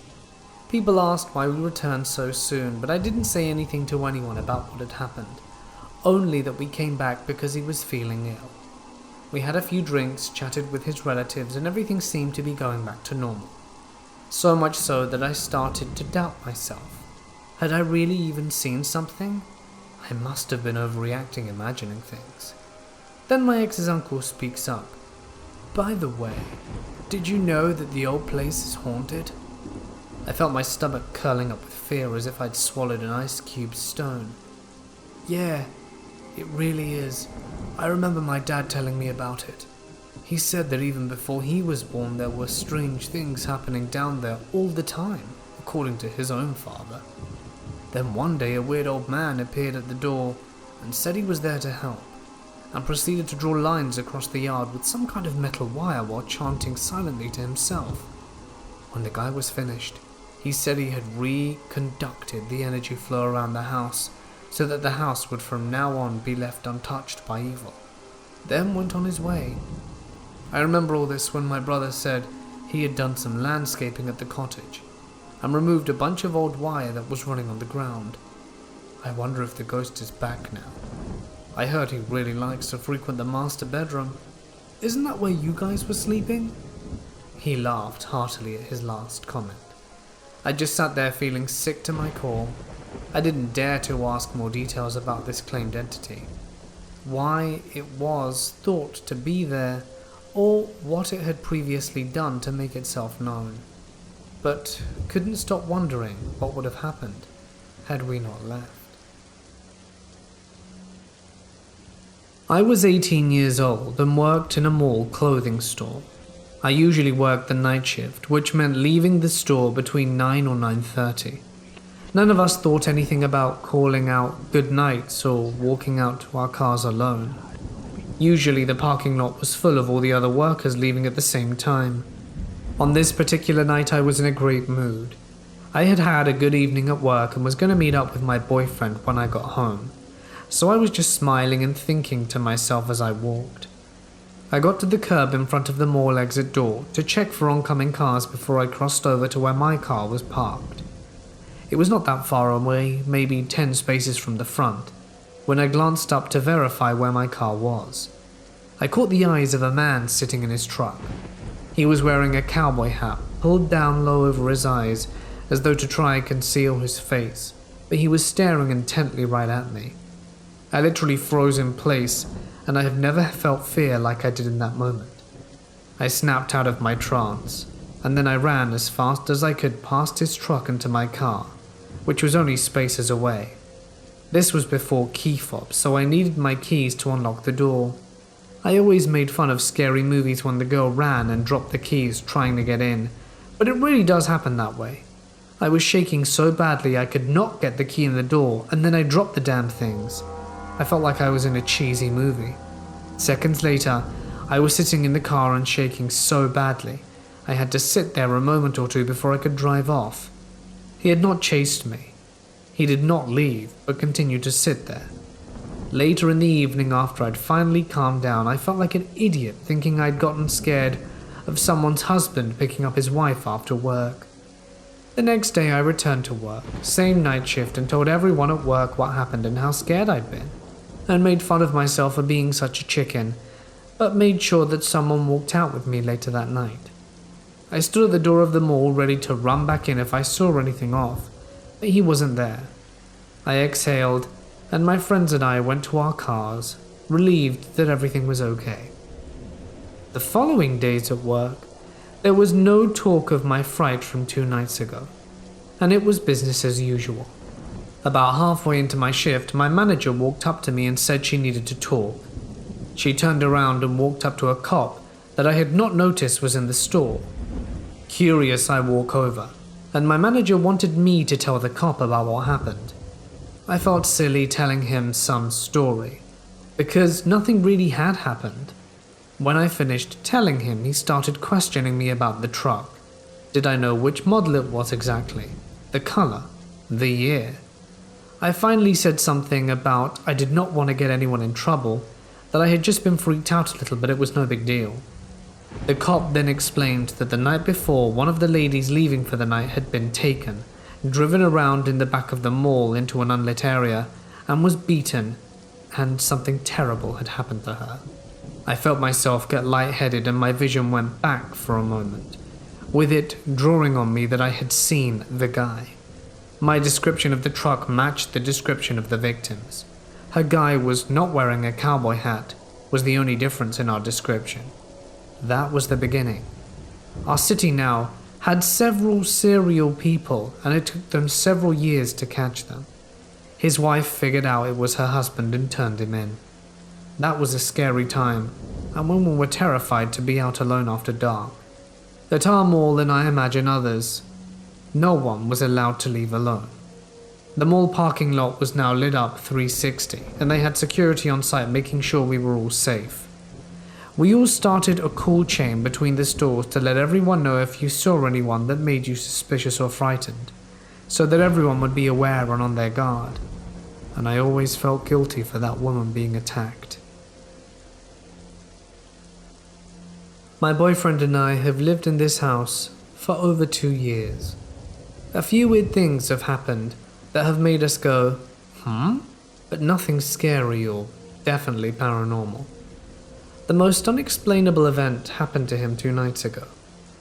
We have a back patio/pool deck, which is a step down from a sliding glass door into the kitchen. He was outside about midnight, smoking and reading on his phone. He was sitting in a chair with his back to the house, and the sliding glass door slightly behind and about 2 feet from the left of his left shoulder. All is quiet when he hears a loud thump on the outside of the glass door, immediately followed by a strange crinkling noise. He described it as if someone with a plastic grocery bag full of stuff in their hand walked into the door nearest us that was closed. He also said it definitely sounded like the thump came from the outside versus something bumping into it from the inside. Everyone was asleep inside anyway. It was loud enough to startle him, so he jumped up and expected to see a bird or something on the ground which had flown into the door. He didn't see anything of the sort and started looking around the patio trying to locate what could have hit the door. He also messed with various random things on the patio, trying to replicate the sound since it travels in weird ways sometimes. After about 10 minutes of trying to figure it out, he was at a loss, so he sits back down for another cigarette and goes back to resume whatever it was he was doing on his phone. After 10 more minutes, he suddenly feels the sensation of someone blowing on the back of his neck and every hair on his body standing up. He said it was not forceful, but not light, very precise in one place on the neck and ice cold. It being 75 degrees outside and nothing behind him but the house, he understandably noped the hell out inside. He locked the door and turned on the backyard lights. There was one more weird thing. The next morning he went out for a smoke and saw a folded up dollar bill which had previously been on a table on the other side of the pool, sitting on a flower planter that hangs from the security fence, separating the patio from the pool. It wasn't in the planter, it was on the edge and leaning against the fence. I know that doesn't make much sense without seeing it, but trust me, it was in a weird spot. After he told me this story, we talked about it for a while, trying to come up with a reasonable explanation. He agreed that it sounded very strange. It's possible that he just couldn't see whatever hit the door, and that some critter or some bird or squirrel could have moved the dollar bill from the table by the pool to the planter. He has absolutely no explanation for the breath on his neck though. He and I were sitting out there last night as he told me what he experienced, and our dog would not stop staring at the backyard and growling. She spends a lot of time out there with us and has never acted this way before. The funny thing is he's not even interested in the paranormal, even though he's told me a couple of stories from his past that are very spooky. He shrugs it off as he's a very practical and logical man. He teases me when I get spooked by something and rolls his eyes when I tell him stories that I've read on subreddits. I think it's possible he has some sort of sixth sense though. He had an experience as a child that sounds terrifying, and he has experienced the majority of the odd occurrences in our home. That being said, hopefully the new backyard ghost continues hanging out with him and leaves me and the kids alone. I work night shift at Walmart. My shifts are always from 10 p.m. to 7 a.m., except in the first few months of the year when they're cutting back on hours, and I sometimes start at 11 p.m. and leave at 6 a.m. Late last year, around September, when the weather was still nice outside, I went into Walmart during the day to buy some groceries. I had a few things in my basket and was walking out from the back of the store towards the self-checkout area. I noticed, out of my peripherals, that a man, probably in his mid-20s, a little taller than me and wearing a baseball cap, was approaching me from the other side of the features, those promo displays that sit in the middle of the big aisles. When he was done, he started talking to me like we were acquaintances. "I see people I know here all the time when I'm here." "Oh?" I asked, assuming he'd seen me in the morning while I was working. "Yeah, it's weird how every time I come here I see the same people all the time." He kept rephrasing himself, and I didn't really know what to say. It was pretty awkward. He kept making small talk, as I didn't stop walking to the self-checkout, and was kind of just going along with the conversation like you do when some random person is talking about the weather. Now that I look back on it, when he told me he sees the same people all the time, I thought he looked a little familiar and assumed he was a vendor and worked some mornings there, and I mistakenly mentioned I worked there and also see the same faces. Then he told me to have a nice day and I checked out and went to my car, dismissing the interaction. A lot of fellow employees greet me at Walmart when I go there during the day, so I didn't think much of it. Then, it got super weird super fast. I was just leaving the parking lot, and the exiting road splits into a left-only lane and the other a straightaway. I was turning, stopped, when this white Ford Explorer pulls up next to me and beeps loudly. I was already turning, but looked in my rear view and sure enough it was the guy from earlier. I recognized his face and baseball cap. He sat at this stop, watching me pull away. Alright, a little weird, but he's probably just being friendly.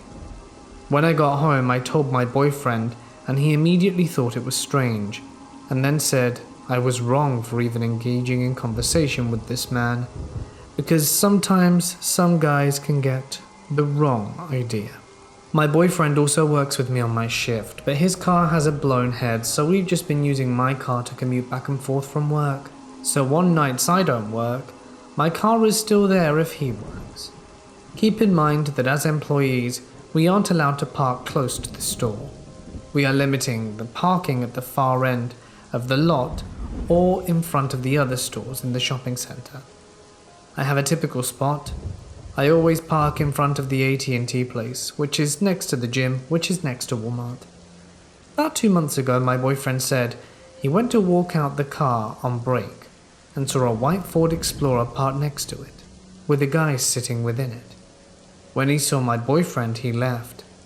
This happened again in the same month, except my boyfriend was sitting in the car, and the white Ford Explorer drove up to Walmart, then passed my boyfriend staring at him. Then last month, I was driving home from work. It was barely 7 a.m., still pretty dark outside, and I was cruising down the highway towards the exit for my town. There was a car following 2 lengths behind me. We were both doing the speed limit, nothing abnormal. And suddenly this car begins to speed up. Gets in the fast lane as if to pass me, but slows down so that we are neck and neck. The driver turns on his interior lights, waves at me and then speeds off. It was the guy in the white Ford Explorer. I just stared at him bewildered. I didn't know what to think. Then it dawned on me. He knows where I work. He knows what my car looks like. It's pretty distinguishable even from the back. I have sharp things along the top, decals, mud flaps, etc. He probably was waiting for me to leave work and then followed my car when I left. Thank God he didn't follow me home because I never would have realized it. I was totally unsuspecting when I walked out to my car alone. Now, what happened a few days ago is why I'm even sharing this. I think this is when it started to escalate. It was a typical night. Both my boyfriend and I worked along with our co-workers and friend called Mark. When Mark works, we always park next to him, so we can talk on lunch and breaks with the windows rolled down. Mark parks further away from the store, pretty much in the middle of nowhere. We finish up for the night, clock out, and Mark heads out to his car while my boyfriend and I buy some stuff to make for dinner. We check out and head to the car. Mark is still there, which is unusual for him since he books it out of there like a bat out of hell every time his shift is up. "Hey man, did you get my text?" he calls out, smoking a cigarette. "No, let me check my phone." My boyfriend pulls out his phone and I see a pretty long unread text from Mark. Pretty much, this weird guy came out of nowhere and was touching and looking at the inside of your girlfriend's car, Mark says. My immediate thought was, some randomer likes my car enough to come up and touch it. Weird but okay. Like he just walked up and started touching the fins and looking inside. Then when he saw me sitting there, he asked me about the decorations. I told him I didn't know anything about them, and he told me to have a nice day. We immediately started checking for damages, tires, etc., but there was nothing. We get in the car, and the 3 of us just sit there, contemplating the reasoning behind this. The Ford Explorer guy had almost slipped my mind. His encounters were a month or so apart, but then I started thinking about him again. There were 2 cars parked near us. A white 2010 Pontiac G6, and surely enough, a white Ford Explorer. Up until this point, I didn't know the make of the car he drove, but I knew it was definitely a white SUV. Mark said he came from the direction of those 2 cars, so unless he walked to Walmart at 7 a.m., one of those cars was his. The Explorer was facing the opposite direction and I quickly wrote down the number plate. I started asking Mark what the guy looked like. "About your boyfriend's height, kind of a gangster-looking guy." Keep in mind I've only seen this guy once when he wasn't in this car, which was 4 months prior. I had sounded right, but I didn't really know. We decided to sit there and wait until this guy came out and confront him. Just as we were about to give up and leave, the guy starts walking our way out of Walmart. He was wearing a black hoodie, dark jeans, and a camo bandana. When he saw us, he put on sunglasses. Both of us looked towards Mark. "Is that the guy?" No, that's not him." Mark shook his head. The guy walks into the Explorer, sits in the driver's seat and lights a cigarette with the door open. After he closed it, I looked back at Mark. "Are you sure that's not him?" "Yeah, it's him. That's the guy," Mark nodded. Explorer guy starts his car and looped around our car, staring at us, then looped again to the exit of the parking lot. Mark said he didn't want to tell us it was the guy because he didn't want my boyfriend to lose his job.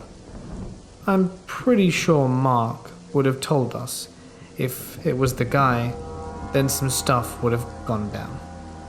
I'm pretty positive now that this guy has been stalking me. For how long, I don't know. I'm starting to think the guy drove to Walmart. I want to assume to buy something since he walked out with nothing. Saw my car parked next to it, then realized while he was casing my car that Mark was sitting there.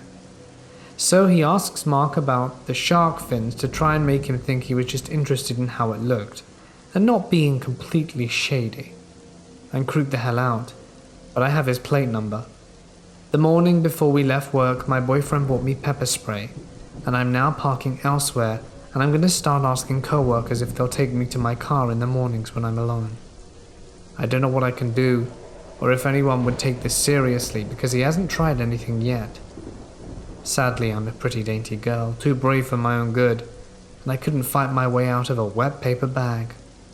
But I don't think this is over yet. Last night I was stocking yogurt alone at around midnight, when I hear, "Excuse me," from behind me. Thinking it was a typical customer question, I turn around while politely replying, "Yes?" When I fully turned, it took me a moment to realize who was approaching me. Stalker. I know that my facial expression probably spoke volumes about my fear for a little while, but I didn't want to alarm or upset him, so I kept calm and spoke to him like I would any other customer. "I'm not a stalker or anything," he prefaced, "but I was just wondering where you got those decorations for your car. I see it a lot and I'm curious." "I got them off eBay." Before I could finish, he interrupted me, trying to keep the conversation going. "Do you know what they're called?" "Pretty sure they're called diffusers, because they're meant to diffuse airflow on the car. I got them off eBay for $20, the whole set." "Oh, okay, thanks. Have a nice night." He smiled and walked away. What the hell? I'm not a stalker or anything. Yeah, dude, you are. I think I was in shock because there was no way I should have been that calm and nonchalant while talking to him. I know for a fact he was just trying to cover his ass since we pretty much caught him red-handed that day. I really hope I never see him again, because he knows we're on to him. This is a story that my aunt told me. My family is from the Caribbean. This happened to her as a child, nearly 50 years ago. So my Aunt Jane lived in a small village surrounded by forests, sugarcane fields and rice paddy. One day Jane and her cousins decided to play a game. Jane and her cousins knew this forest extremely well since they played there every day. After a while they noticed their cousin Jack was missing. They searched everywhere for Jack and called out to him, yet he was nowhere to be found. After an hour of searching, they decided to send one of their cousins to run and get help. Jane's uncle arrived a little while after and began helping the search for Jack. Another hour passed and the uncle came upon a thick growth of thorny vines and bushes. He heard shouting coming from nearby, but there were so many thorns and vines, it was so thick, he had to use his cutlass to go through it. And there was no way a child could go through it, that's how thick it was. When he finally cleared a path, he entered a small, clear patch, and Jack was sitting in the very center. He asked Jack how he got there. and he had no memory of what happened after they began playing the game.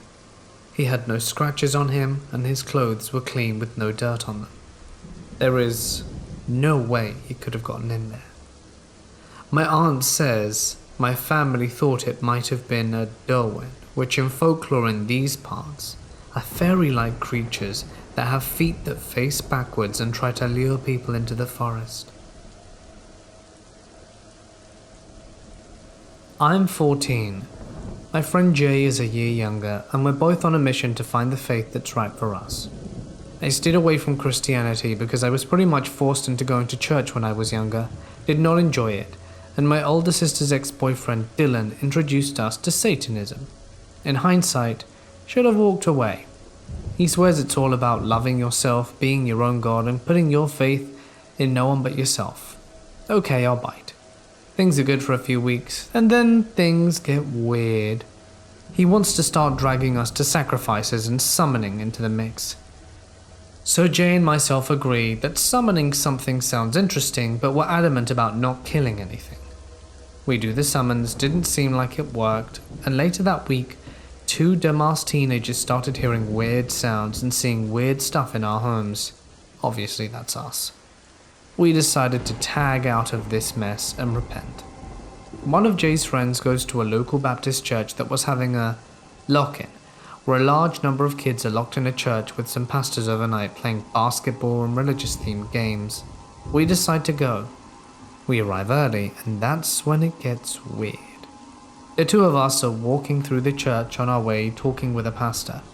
We feel the urge to tell him about our misadventures with the ex-boyfriend of my sister. Along the way, I keep hitting cold spots, hearing footsteps and scratching in the rafters. The area we were in only had 1 floor, and we heard whispers too, which Jay heard also. We're getting creeped out, decide not to hunt for the pastor, and just join in on all the other teenage games. Later in the evening, we're playing hide and seek in the church, where one group are the Romans trying to catch the Christians attempting to evade them and to get to the safe room. That's the underground church. We're on the Christians team, and everyone is split into smaller groups to make evading easier. Making our way through this dark as hell church, I suddenly have to use the restroom like I've been holding it in for days. Jay was watch for the Romans from just inside the restroom door while I take care of my situation. I finish, flush, wash my hands, and glance up at the mirror in front of me, and my eyes lock on the reflection. It starts getting darker around the mirror me. I start freaking out. My facial features begin distorting a little bit, and it looks almost demonic. I blink, regain my composure, and note the hell out the restroom, and sprint right past Jay, past a group of Romans, and straight to the pastor's office. Jay is trailing behind me, trying to figure out what happened. Found the pastor and demanded to be let out of the building. I didn't say a word about it for a week and never wanted to go back. Recently I told a minister friend about this, and he told me that it was a demonic force trying to coax me back. Well, he sure did a crap job, I thought. He then asked me, "Did you go to God?" The answer was no.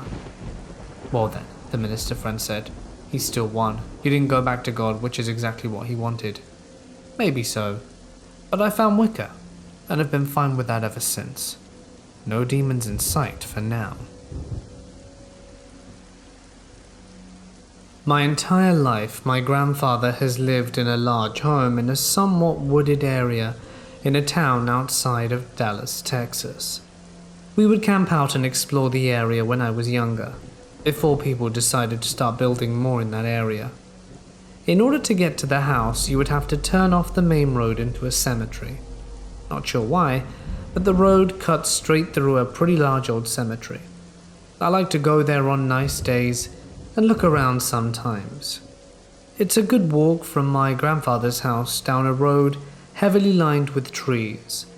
I've seen gravestones with dates as far back as the early 1800s, and they are always really neat in my opinion.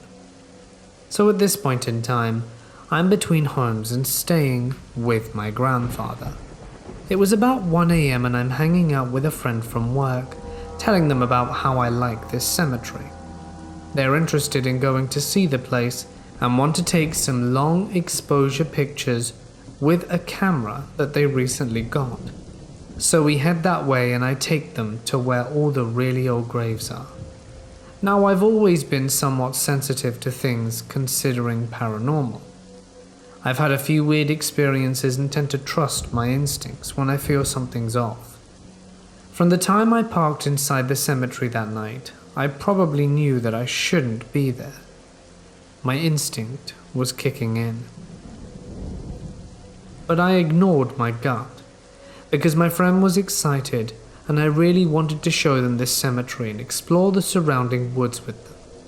So we walked along the wood line towards the far back corner where the oldest graves are to take some pictures of the headstones and pay our respects to the people who have been there the longest. My friend takes a lot of pictures and I walk around with the flashlight, adding lighting and reading the graves. The entire time I'm feeling like I'm being watched.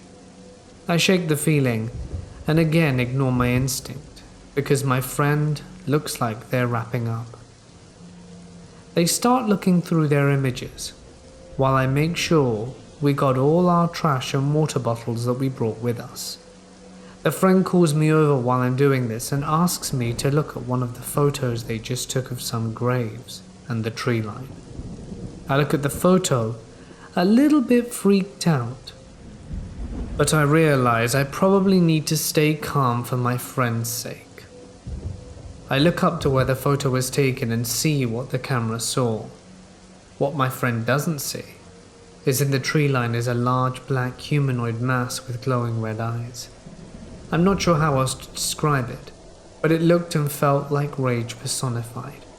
In all my life, all the times I've explored the area, I had never seen or felt anything like that. I asked my friend to slowly start walking back to the car. I'm pretty sure they knew something was wrong because I was dead serious and hardcore staring where they just took that creepy photo. I'm backing my way to the car and watch the shadow watch us as we leave. We get to a point where I can see the car, but not the shadow anymore, so I turn around and start power walking towards my car, key in hand. I'm still on the edge, but I'm feeling better that we're getting out of there. All of a sudden, the shadow appears about 20 foot to my right in the tree line. I tell my friend to run the rest of the way to the car, and at this point we are running, and are almost to the car when my friend glances behind us and sees this thing for the first time. They freak out, speed to the car and frantically leap into the passenger side. I have just gotten my keys in the ignition when the shadow slams into my friend's door, its face right up against the glass.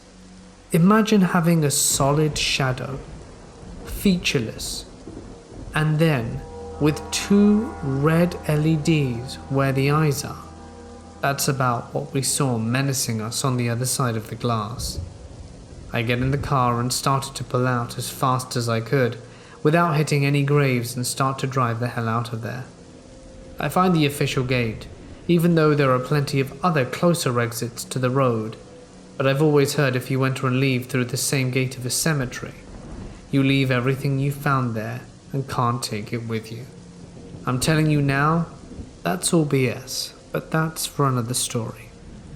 We're leaving when this thing is keeping up with us all the way to the gate, and it stops. We head to the main road and to my friend's place, laughing hysterically because the adrenaline was wearing off, and we survived something crazy. I get them home, but I have to go back through the cemetery to get home myself, and thankfully I didn't see the shadow again, but I believe this is because my friend wasn't with me. After that night I had a bunch of more crazy things happen to me in the area while hanging out with them. But I think for now that's enough. I thought we were being respectful. In any case, remember to respect cemeteries, everyone. In 2005, I hit Okinawa, Japan's shores at the ripe age of 19. I never had an experience or reason to believe in the paranormal at this point.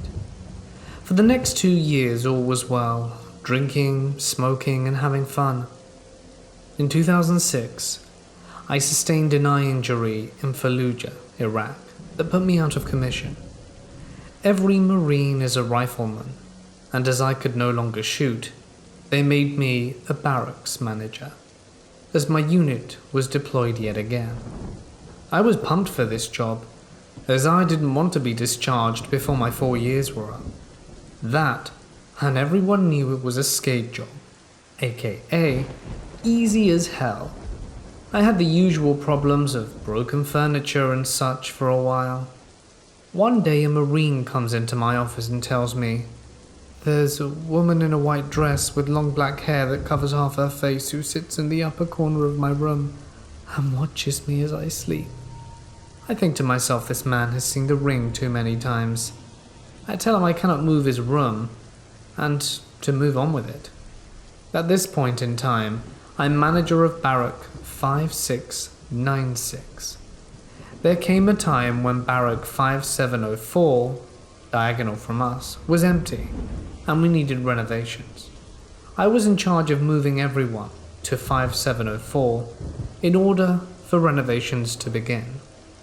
After all had been moved and everything was calm, I began an addiction to watching shows like Ghost Adventures and Ghost Hunters, back when they were really fresh and new, and thought to myself, this is all rubbish, and found myself verbally saying such things out loud.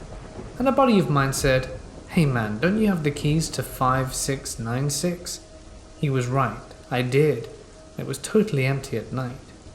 Piquing my interest, I bought a tape recorder, old school, not a digital recorder, and went into the room the Marine told me about nearly a year ago, set it on top of the mirror above the sink, and locked the door. I left and locked the main and only entrance to Barrack 5696, and went back to Barrack 5704. The next day I let the Japanese painters do their job, as I did every day, and went back up to room 423 to collect the recorder off the top of the mirror. I returned back to my office in 5704 and listened to the tape. I spent nearly 4 hours listening to nothing, dead space. Then it happened. The wall locker in a room next to or adjacent to room 423 began slamming shut, open and shut, open and shut. This went on for a few minutes before other rooms started as well. After a few minutes from the first slamming wall locker, it seemed like the building had come alive. I was disturbed as I was the only individual with a key there. Any enlisted, even above me, would have to either ask me for the key or get one made.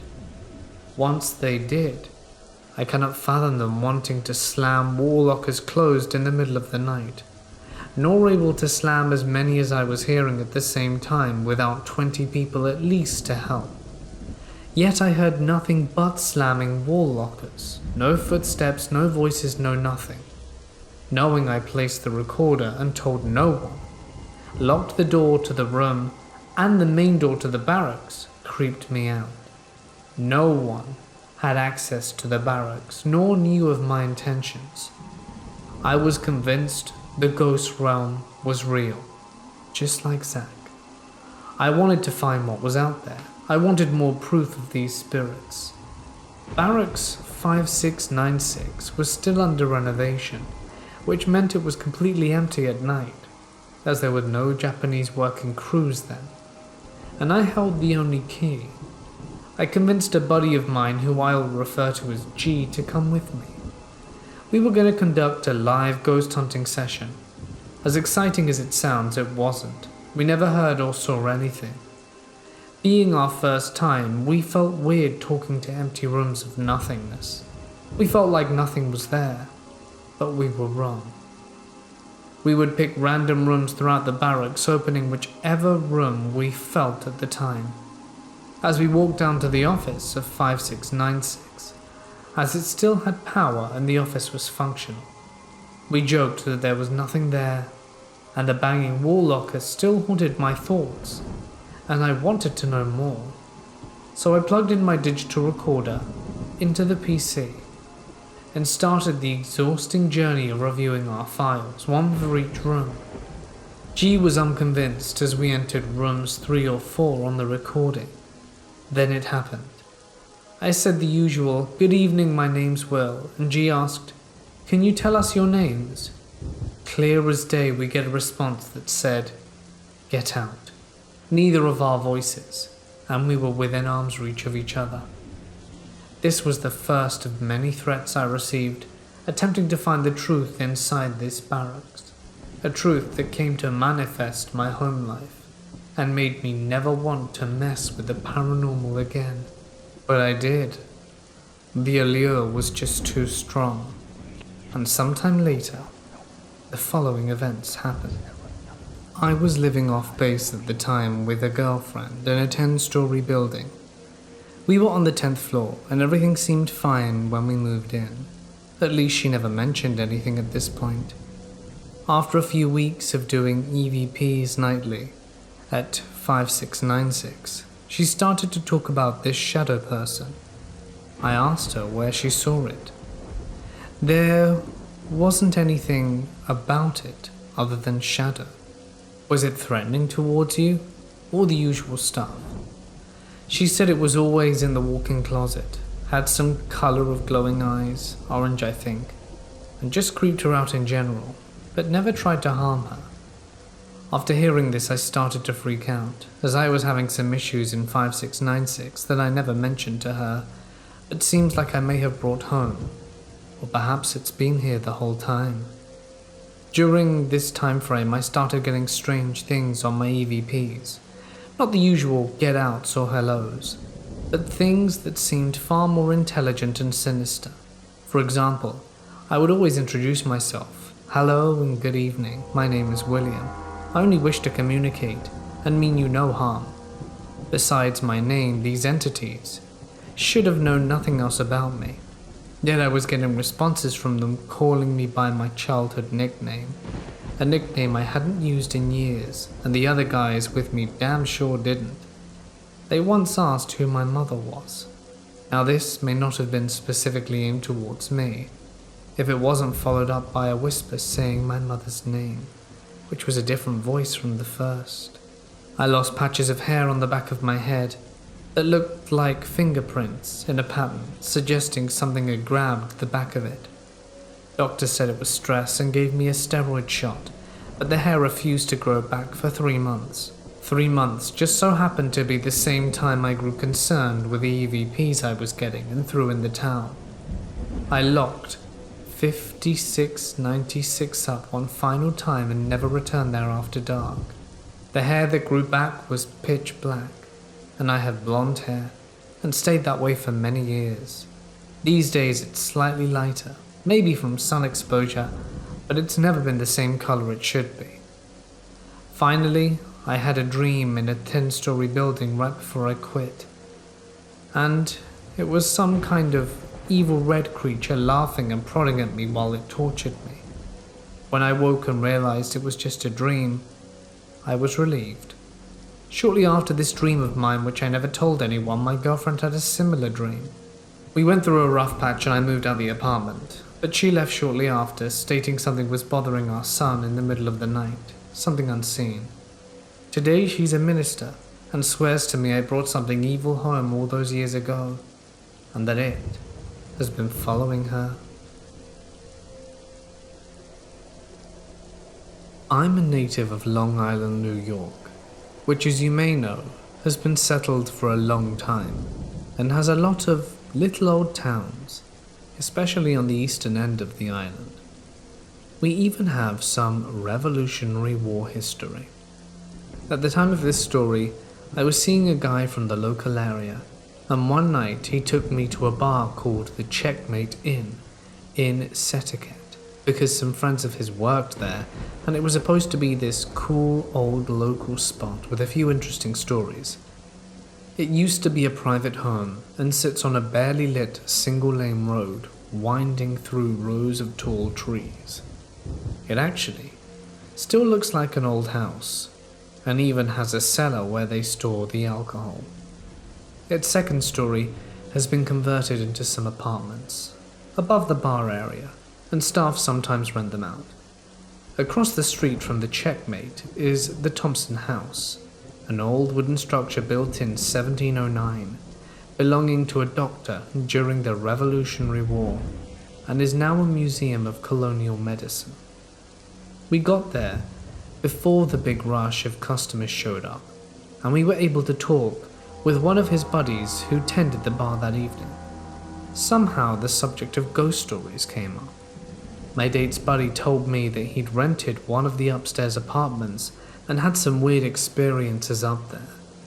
There had been a few nights when he'd awoken at 3 a.m. to see a shadow standing on the opposite side of the bedroom, or being alone in the apartment at night and hearing footsteps passing through the other rooms, having glass beer bottles suddenly slide off the kitchen table and crash to the floor, or witnessing his bedroom curtains waving wildly as if blown by a strong wind, only to find that the windows were closed and locked. One night he woke up in the darkness to see an old man leaning over his bed, looking furiously angry. Thinking someone had broken in, he yelled at the man and sat up. But in that moment the man vanished. His brother had worked at the bar and rented one of the apartments before him as well, and reportedly saw not only the shadowy figure of an old man, but also what appeared to be a young woman in a pale dress in his bedroom at night. He never got a good look at her face though. Apparently the brother's girlfriend had stayed there with him overnight a few times, and had seen the woman as well. The bartender had worked at the Checkmate for about a year at that time, and while he no longer rented the apartment there, he continued to have strange things happen to him while on the job. The most active part of the building was the old cellar. He said it's very dark and cool down there, and several times he'd gone down to grab another keg of beer or bottles of liquor, and had bottles flung at him when he was the only one down there. He'd also been pushed on the stairs while carrying bottles once. His co-workers also told stories of having an uneasy feeling in the cellar, and having kegs rolled across the room suddenly, or having bottles thrown at them. When they went to confront whoever was on shift with them at the time, they were always in another part of the building and denied playing jokes. He wasn't sure about the history of the house or whether anyone had passed away there, though. The home is from the mid-1800s, so I'm not sure if it had many owners through the years. Well, I love ghost stories, and so did my date. We didn't find them so much scary as thought-provoking and entertaining. We enjoyed the rest of our night and went to leave at about 2:30 in the morning. Most of the patrons had left at that point, with just 2 or 3 stragglers hanging out on the back deck. We each had driven ourselves to the bar, and I had parked on the side of the road in front of the old Thompson house. We stood in front of the house talking for several minutes, and then shared a long kiss. Suddenly both of us were startled by a very loud thump right next to us.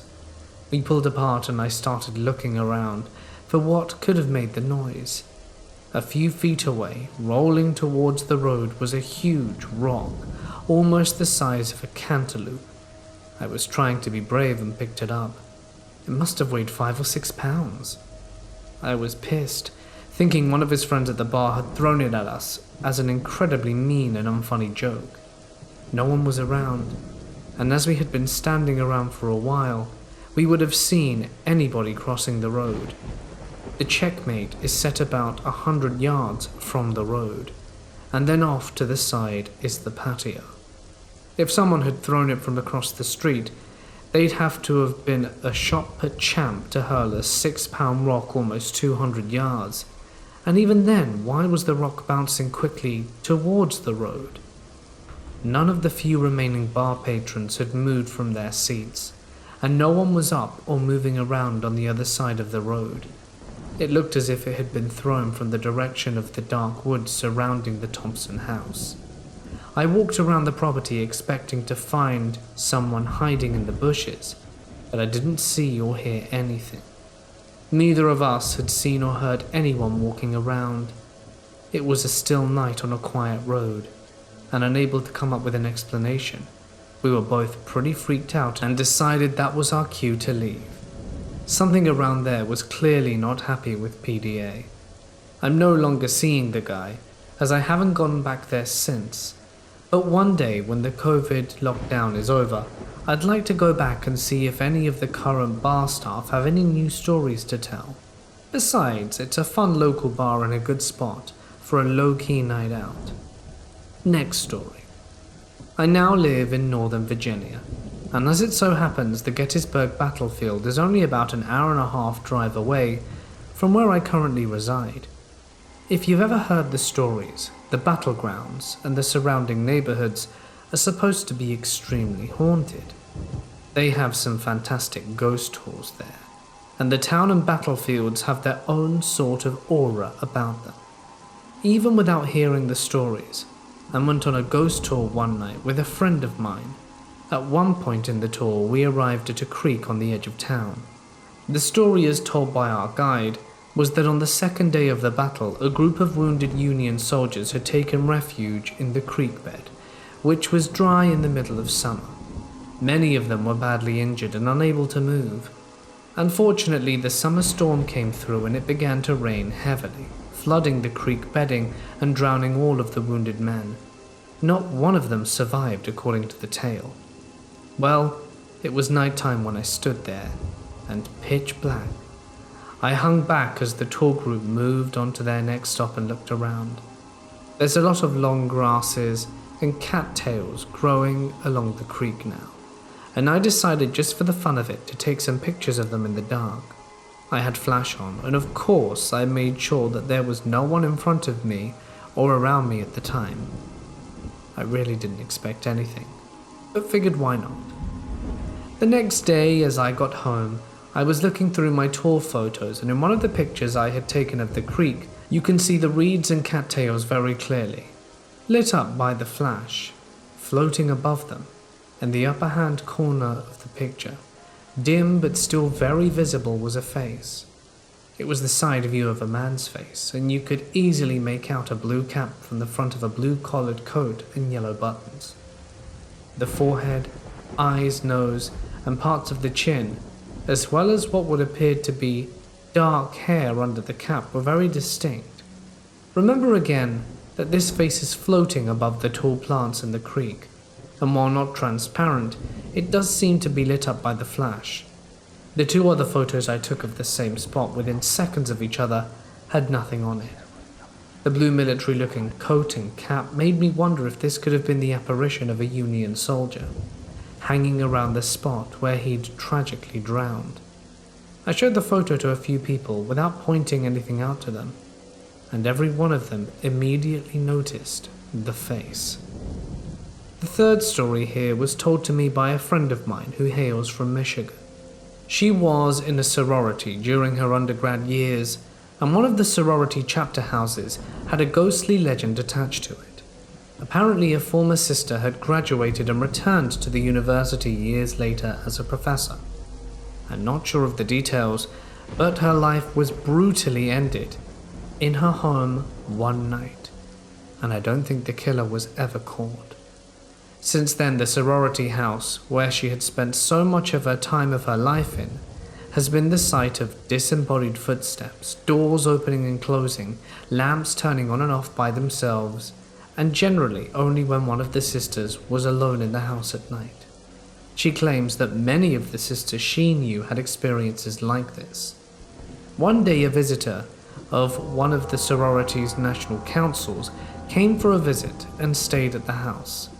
Not being from the local area, she decided to do some sightseeing in a nearby city and brought her GPS with her. This was several years ago, before everyone had a GPS on their phones. She had kept the GPS in her room at the sorority house that day and used it to navigate the city. On her way in, she experienced no problems and found her destination without difficulty. On her way home later that night, she plugged in the address to the house and soon noticed that her return route bore no resemblance to the one she'd taken earlier in the day. After many unfamiliar twists and turns, the GPS told her that she had arrived at her destination. The problem was she had not arrived at the sorority house, but a cemetery. After messing around with the device and re-entering the address, she finally found her way back to the sorority house and explained to one of the hosts what had transpired. Upon revealing the name of the cemetery, she was informed that it just so happened to be the one that the murdered former sister was buried in. This is my first time sharing any experience online that happened to myself or anyone else. It was early summer of 2010, which I only remember because my 21st birthday had just passed and I was finally legal to hit the bars. It was a Friday night, and I was up having a drink at a bar that my cousin David was the bartender at. It was a small town bar that outside any events like a band or other entertainment being there, it usually just stayed pretty quiet. It was very early in the evening, and I had just gotten out of work for the night, working at a McDonald's in another small town, less than 10 miles from the one in which I lived. I was only on my second drink of the evening when my phone rang. On the other line was a friend of mine from my childhood, James. He was calling asking if I wanted to come over to his brother's house and join them for a night of poker, beer and weed. Sounded like a good time in my book, and since I was literally only on my first sip in my second gin and tonic, I agreed to make the drive into Toledo. Most people know where Toledo is, but for those of you who don't, it's a city in the northwest region of Ohio, about an hour south from Detroit. It was about a 20-minute drive from my small town, and I figured it would be a good time. I stopped at home to grab some cash. I only ever took about $10 to $20 with me, just to make sure I didn't get too caught up having a good time. I left the house at 11:05, and remember this distinctly because I had called James to tell him I was on my way, and they were going to wait for me to start the poker game at 11:30. We always played a tournament style of poker game, where we put all our money in at once and got equal amount of chips, and played until there was only one person left with any chips, who then got to keep all of the money. I took my usual route over to his brother Eddie's house, as I have done many times before. We had all gotten together, a group anywhere between 4 to 6 of us, and would play poker in Eddie's basement at least twice a month. I had gotten into the corner of Oakdale Street in East Broadway, and I was sitting at a red light in an area that's nothing but residential housing outside of the elementary school that sat at that exact corner. I'm sitting up looking at the red light, waiting for it to change, which always seemed to take forever coming from this direction, when I noticed something in the sky that from my vantage point was partially hidden directly behind the red light. It was a very bright white light that seemed to be pointing straight down, almost like it was a helicopter using a spotlight to identify something, but much, much brighter at the point of origin. I heard absolutely nothing after rolling my windows down, and knew this could not possibly be a helicopter, or I'd absolutely be able to hear it. Wanting a better view, I pulled into the parking lot of an ice cream shop that sat directly across the road from the school. I was nearby it, and got out my car to try and figure out what this thing was. When I got out of the car, I stared up into the sky and immediately found it again. It couldn't have been a plane. It didn't have the right shape. It was more oval than anything, but it was definitely an oval shape. I almost thought perhaps it was a blimp given the shape, but it seemed far too large to be a blimp, even by the measurements of some. Everyone knows, like the Goodyear blimp. Plus it had no decals or identifying marks, either silver or greyish. After what felt like looking at it for 30 seconds or so, my eyes started to burn. Not burn like in the sense of extreme burning, but it was almost like flies were coming into my eyes and making them water up. I closed my eyes and rubbed them. They were closed, and all I see was black. And after getting my eyes to stop bothering me, I tried to look up again to find it, but it's gone. I looked all around but couldn't see it anymore. This, you see, is a very densely populated neighborhood with houses, trees, and they're able to obscure things from view if you look up into the sky. And after a little than a minute, I decided that I should probably go and play poker. I get over to Eddie's house, which is about 4 blocks from where this had taken place, and knock on the basement door. A few moments go by, and no one answers. I go to the front door and knock. I figured maybe, since I'm 5 to 10 minutes late, maybe they were upstairs playing on the PS3. I knock, but there's no answer. Finally, I start knocking very loudly on the door, almost pounding, and Eddie finally answers the door saying, "Man, why the hell are you this late, knocking on my door at night?" I looked at him, confused. "Well, your brother said I could come over and play cards with you guys." He stared at me for what felt like an eternity and responds, "Yeah, I know he did. He called you like 6 hours ago. It's 4:30 in the morning. How late did you think we would be playing to?" This scared me quite a bit, as from what I had remembered, at this moment it could not possibly have been any later than 11:25 to 11:30 at most. I attempted to play it off and say, "Damn man, must have lost track of time. Can I use your bathroom before I head back?" He agrees and tells me I should splash some water on my face, as I look like I'm either drunk or haven't slept in a week. I walk into his bathroom and my eyes are absolutely bloodshot. It almost looks like I have 2 black eyes. To this day, I have absolutely no idea what happened to me that night. I have no explanation for the lost hours worth of time, how I could not have possibly noticed that much time being passed, or how on earth something that felt like my eyes were being irritated by a mosquito or something similar falling into my eyes. I don't want to pretend to know what it was and explain it, or even assume that whatever it was I saw that evening had anything to do with it, but it has creeped me out ever since. This event happened to me around last summer, and it was probably the scariest story in my life, and I wanted to share it with you. Something I've realized growing up year by year is that the world can be an amazing place, but it is filled with some super sick people, and unfortunately I've seen that side firsthand. I am a very social person, and love the opportunity to hang with friends whenever I can. I'm also the type of person who is always looking for the next big thing. I guess I should tell you, I was 18 years old, male at the time of this story, and have a decent-sized friends group of both boys and girls. Throughout high school, we had done a lot of crazy stuff together. Being just out of high school, we wanted to do something insane before making our ways for college, and we all decided to go camping in the middle of nowhere for 3 days, for fun, and for some miracle, all our parents thought it would be fine.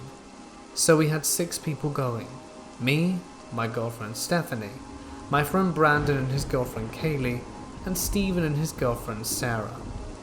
We had decided to have 3 different tents for each couple. The reason you could probably guess. Being a former Boy Scout, I was aware on everything we needed to survive for the 3 days: food, water, and other essential supplies. Being the rebellious teenagers we were, we also stocked up on plenty of booze, as well as a bit of the green stuff for our fun getaway. So mid-July, we departed for our camping vacation. After hours of driving and driving down back roads, we eventually found a place that looked secluded, but not sketchy, like some horror stories. There were houses near, but not too close, and again, we weren't looking for a sketchy woods to camp. But unfortunately, there was no service. It took us about an hour to get everything set up. While the girls and Steve finished setting up camp, Brandon and I took a look around while fetching firewood. We eventually came across a cool-looking trail. We weren't too concerned because there weren't houses within a mile radius, and we assumed that those people had used these trails to hunt, which was big in this area. If you're wondering about our car, we drove a Honda Pilot, which was Steve's, that had plenty of room for us and our supplies. We parked the car right close to the site, so we had eyes on it at all times. The first night nothing much happened. We rolled a blunt, drank a bit, and called it a night. The next day we decided to explore the woods a bit, but Brandon and Kaylee stayed behind to watch the site and spend time together. We decided to go down the path we found earlier. Around 20 minutes down the path, Steve spots a metal fence. We approach it to find a cemetery. The cemetery looked old, but there were signs of activity there. And no, not voodoo or cults or anything like that. We mean flowers and notes. And beyond the cemetery we saw a bigger trail that had tire tracks and a half-assed parking lot for the cemetery. We ventured down the path a bit more to spot some deer, then head back because it's getting late. That night we really partied hard because we were to leave the next day and didn't want to return with extra beer and all the green stuff. Now this is the night that was the polar opposite of the other. The other night was peaceful and we assumed the same about this one. But boy were we wrong. Now, you would assume there would have been warning signs earlier in our trip, like a rusty knife on our path or foot tracks around our site. Nope, not at all. All of us woke up to a blood-curdling scream coming from Steve and Sarah's tent. We all heard the fabric being ripped by what we assumed to be something sharp. I guess Steve hit the guy really hard with his flashlight and was able to get both him and Sarah to the car. Now, here's the issue. Steve's tent is closest to the car, while the other two tents are closer to the trail. So to get to Steve's car, we had to get past whatever attacked Steve and Sarah. Luckily, all our drunken selves were gone before getting into his car as he yelled cemetery, and it clicked in my head. The trail on the other side of the cemetery. So I quickly grabbed Brendan, Kaylee, and Stephanie and start running to the trail. I used my phone flashlight to help me see. You might think why you would turn on your flashlight. Well, the last thing I wanted to do was to miss the cemetery and be lost in the woods with the guy who attacked Steve. Well, by the time we get to the trail, Steve and Sarah had gotten the hell out of there from the site, and we could hear the guy chasing us from several yards behind. We were able to find the cemetery rather easily. I hopped the fence first, and when we all get over, we notice Steve has not arrived yet, so we all hid in the cemetery. Luckily, to our advantage, it was pitch black by the time I turned my flashlight off, and we all hid in complete silence. My heart dropped when I heard the metallic shaking as if someone was climbing over the fence. The guy had tracked us down, probably due to the fact that Steve had yelled cemetery. We all stayed still, as we heard the ground crunch as the guy took slow steps. When in fight or flight mode, you're capable of a lot more than you would think. Your brain puts on some high-power alert stuff. The guy approached, and I realized I had my small Swiss Army knife in my pocket. As the guy's steps grew closer to me, when he was right about on top of me, I grabbed my utility knife and stuck it behind his leg. The guy tumbled to the ground with a shriek of pain and a metallic sound as he dropped his weapon. As soon as the pair of headlights came around the corner, Steve had made it, and we all ran to the car. While I got up, the light gave me a glimpse of the guy. He was tall, bulky, and had the look of pure hatred in his eye as he clutched the back of his knee, and by his side, a huge machete. I was the last one to get in the car, and before I fully closed the door, we floored it out of there. The girls were bawling their eyes out. We drove until the first house, where we politely knocked and asked for directions to a motel. It was a friendly old couple, and they told us there wasn't one for miles. They took us in and gave us warm food and a place to rest for the remainder of the night. In the morning, the man brought his hunting rifle with us to retrieve our stuff from our campsite. When we got there was nothing stolen, but all our tents were slashed up. The elderly woman called and made a report while we were gone, and when we got back to their home, the officers were there, and we gave them our statements. The officers said there wasn't enough evidence to find the guy, but they promised to search. We headed home later that day. No one said a word on the way home. We were all processing what really happened. The police sadly never found the guy. College split us up a bit, but we barely talk about it as a group since it's been a while. My advice for you all: find yourself a populated place to camp. I don't care if it's some Yogi Bear camp. Be in reach of help and the police. Stay safe, guys. Please. This story happened to me all throughout my life. In any case, let's jump to the first experience. My mum had just gotten to me into Michael Jackson back in 2003, when she got me his #1 hit records.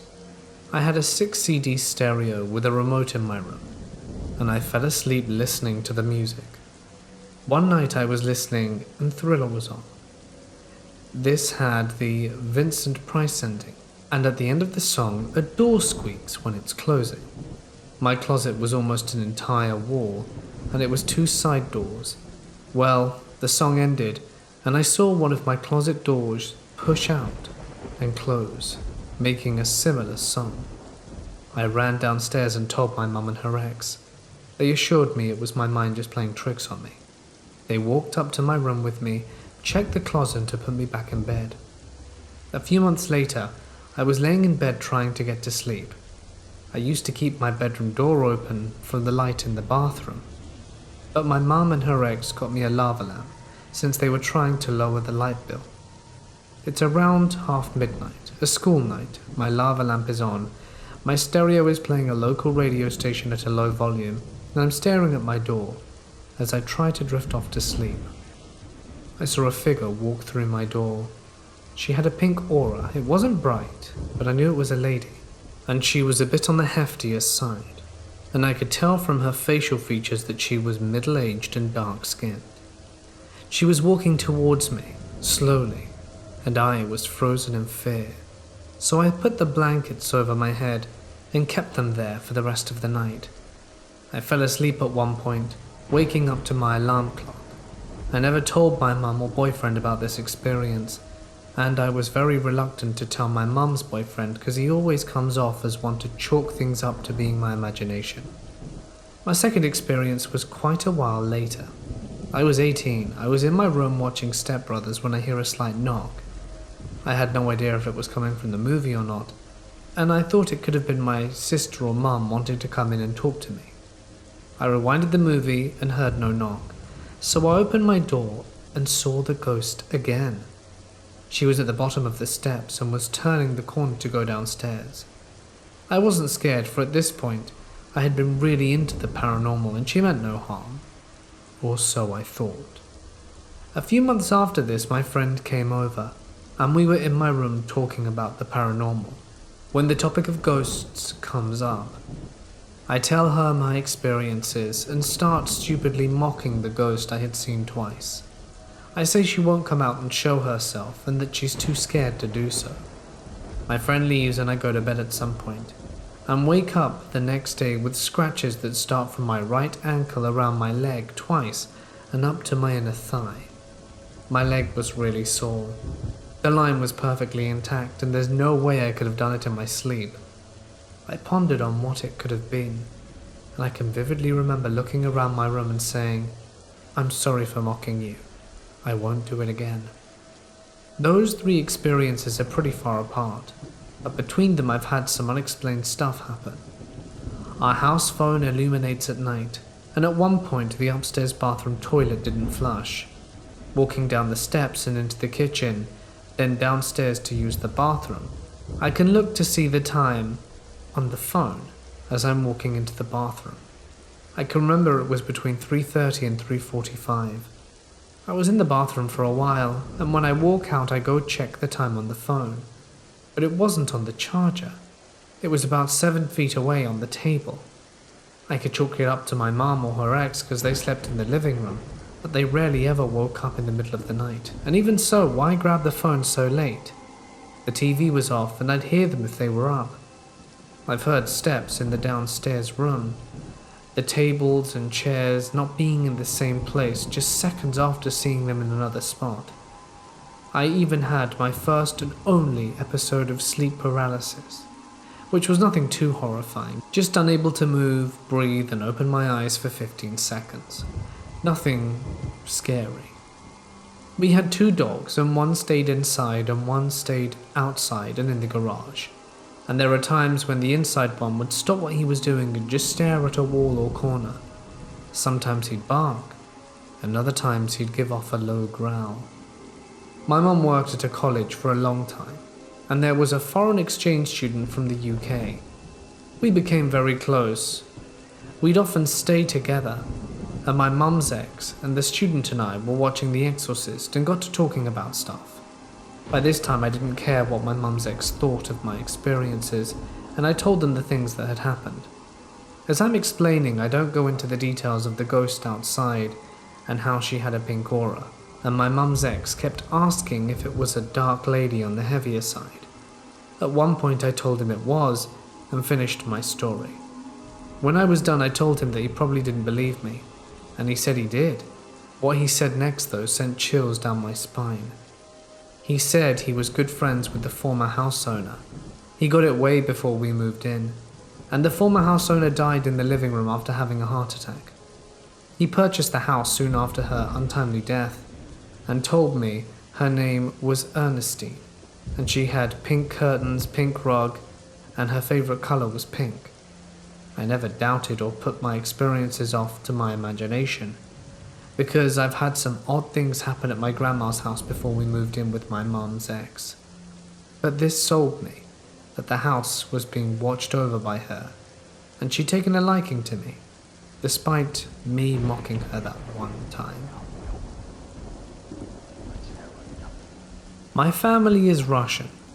Both my parents are from Siberia in the northern part of Russia and were born in a city called Omsk. Anyway, a few days ago my dad and I got into a conversation that kept deviating from the original topic, and eventually reached a point where we started talking about paranormal occurrences in our lives. I asked him why he believes in Yetis, as a long time ago he told me that he believed in them but never explained why. My dad is not the type of guy who believes in paranormal activity. He believes ghosts and aliens are all far-fetched nonsense, and it was very much to my surprise that he openly believes in Yetis, Bigfoot, Sasquatch, whatever you call it. He sits up straight, clears his throat, and then tells me the following story. My dad is 51 years old, and in his 20s, he was serving time in the military. He was in a place called Sputnik, a village close to the Russian border with Norway. If you look it up, you can still see the barracks and the whole military camp itself. Pretty fascinating. All heavy-duty military supplies were always stored far away from any human activity, typically in a forest. One day, a group of 10 people, one of whom is my father, were tasked to go on an expedition to the warehouse to restock military supplies in the camp. This required many people because loading up the trucks with very heavy equipment and ammunition was a rather grueling task. My father gets in the truck with the others and they're on the road. They reach the place far later than anticipated because of something along the lines of, "We got a flat tire." The place they were going to was located near a city that's on the bank of one of the hundreds of rivers you can see if you look on a map. The place was called Lovazero. They get there during the night. The only thing that was illuminating the forest were the stars, since it was so dark and everyone was so tired that they decided to do a little sleepover in the warehouse. They slept over at a dugout not too far away. Once they get there, everyone takes their spot on the floor and says goodnight. But no matter how much my dad was tired, he simply couldn't sleep. He stayed up for another 30 minutes before standing up and seeing everyone with their eyes open. No one was asleep either. He had thought he was the only one awake, but he wasn't. The thing that was keeping him up was a sense of discomfort that he couldn't explain, and he decided to share this with the others. Everyone nods and says that they were all experiencing the exact same thing, and that it wouldn't let them rest peacefully. After another half hour, the discomfort has now evolved into mild fear and panic. At this point, everyone is really concerned because they've all got to wake up early tomorrow to move heavy boxes, and sleeping of course is essential. They keep laying in silence when all of a sudden they hear a very strong thump on the roof of the building. The thumping persists, and it sounds as if someone extremely heavy is walking on the roof. Now, this roof was wooden. It was a sod roof with grass covering it, and my dad could tell for a fact it was someone walking because of the creaking that the boards made.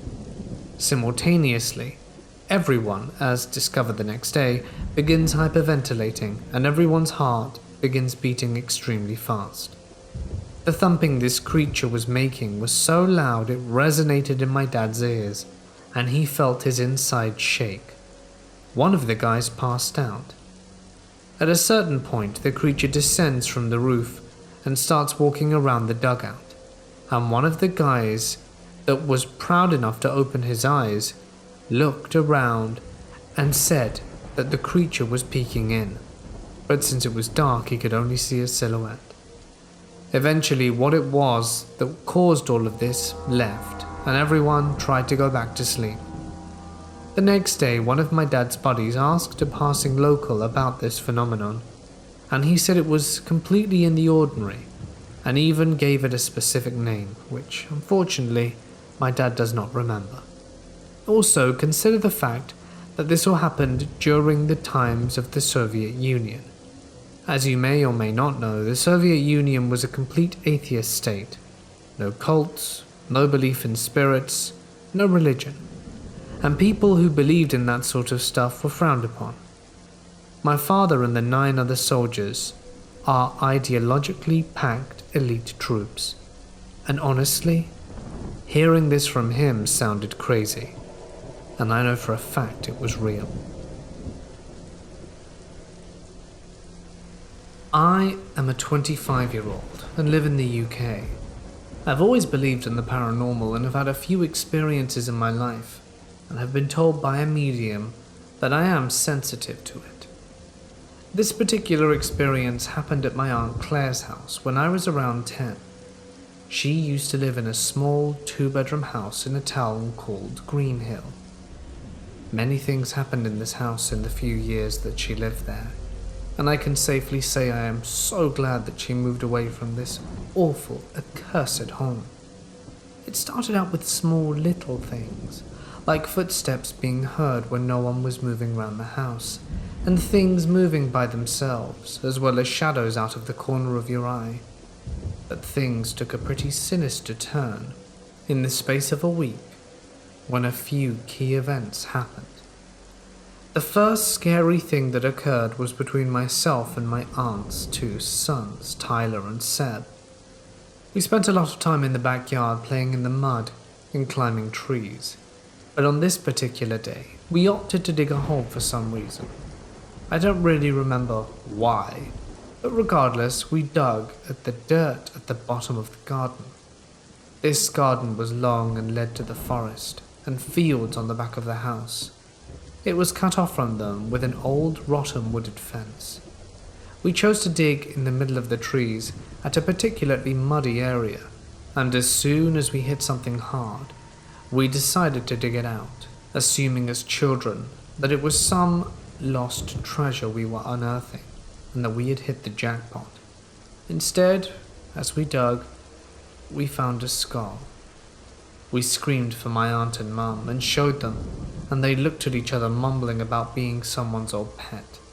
But at the time I thought nothing of it, but would find out at the age of 18 it was the skull of a baby, and that my aunt never managed to find out any information on it even after taking it to the police. This would then start a chain of events that none of us foresaw. It happened on firework night, and myself, Seb, Tyler, Claire, my mum and dad, and my aunt's boyfriend were chilling downstairs. All the kids bar myself were asleep, when we heard the sound of boots on the floor above us, which was impossible, as we were the only ones home and everyone was accounted for in the living room.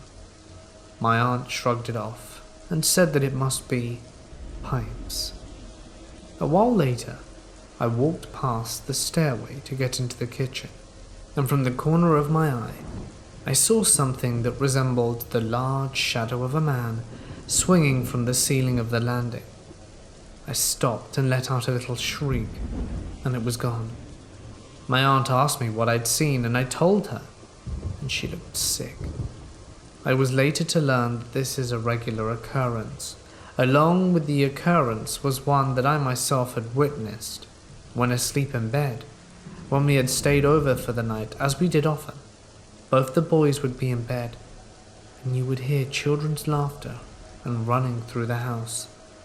Later that night, scratching could be heard throughout the house, but could never be placed, as each time you thought you had pinned it, it would move to the opposite wall or area you were at. We were watching a film called Silence of the Lambs, which certainly didn't help the atmosphere. Great film, by the way. And halfway through the film, my dad left to get takeout, so the movie was paused as we all sat laughing and talking, when an almighty boom resounded through the house coming from upstairs.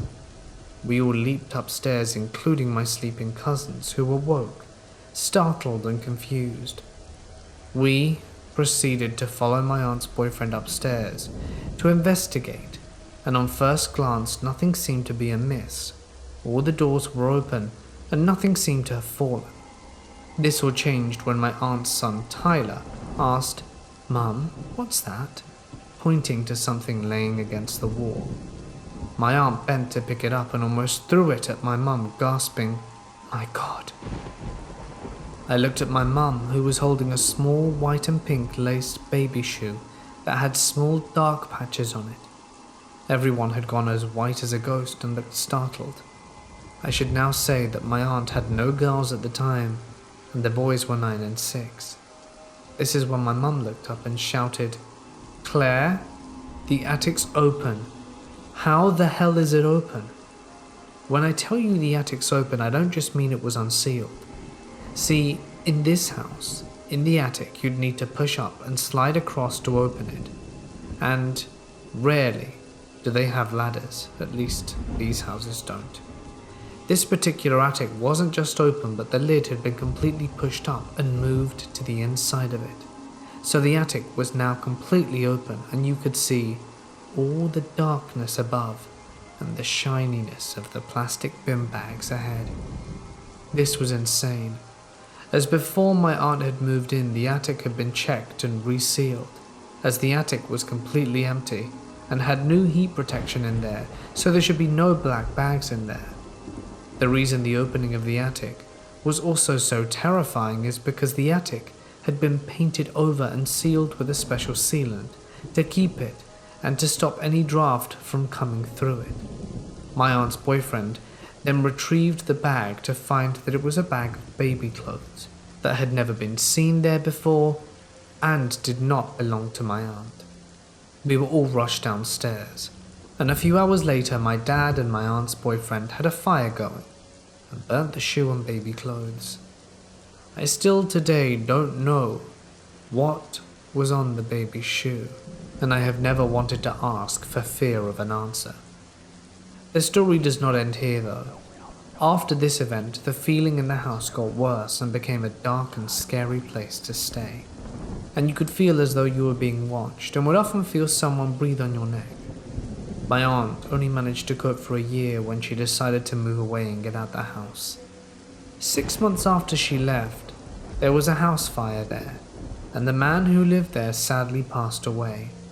But this got my aunt interested, and she looked into the history of the house, and was horrified to discover upon researching that the house had a dark past, which had meant that every household had either lost one member or the family in its entirety who occupied it. This is where things started to make sense. The man who lived there before had had severe depression and ended his life on the landing light fixture. The family beforehand had lost members to carbon monoxide poisoning, and the family before that had lost a child and a family pet to a house fire.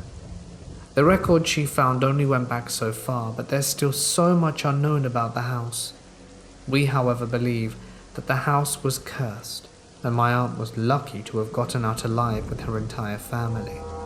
I know the house is still there, and my ex-fiancé lives not too far away from it, but I have no desire to go back and find out what happened to anyone else who lived there, and it was a really dark and scary time for me and my aunt.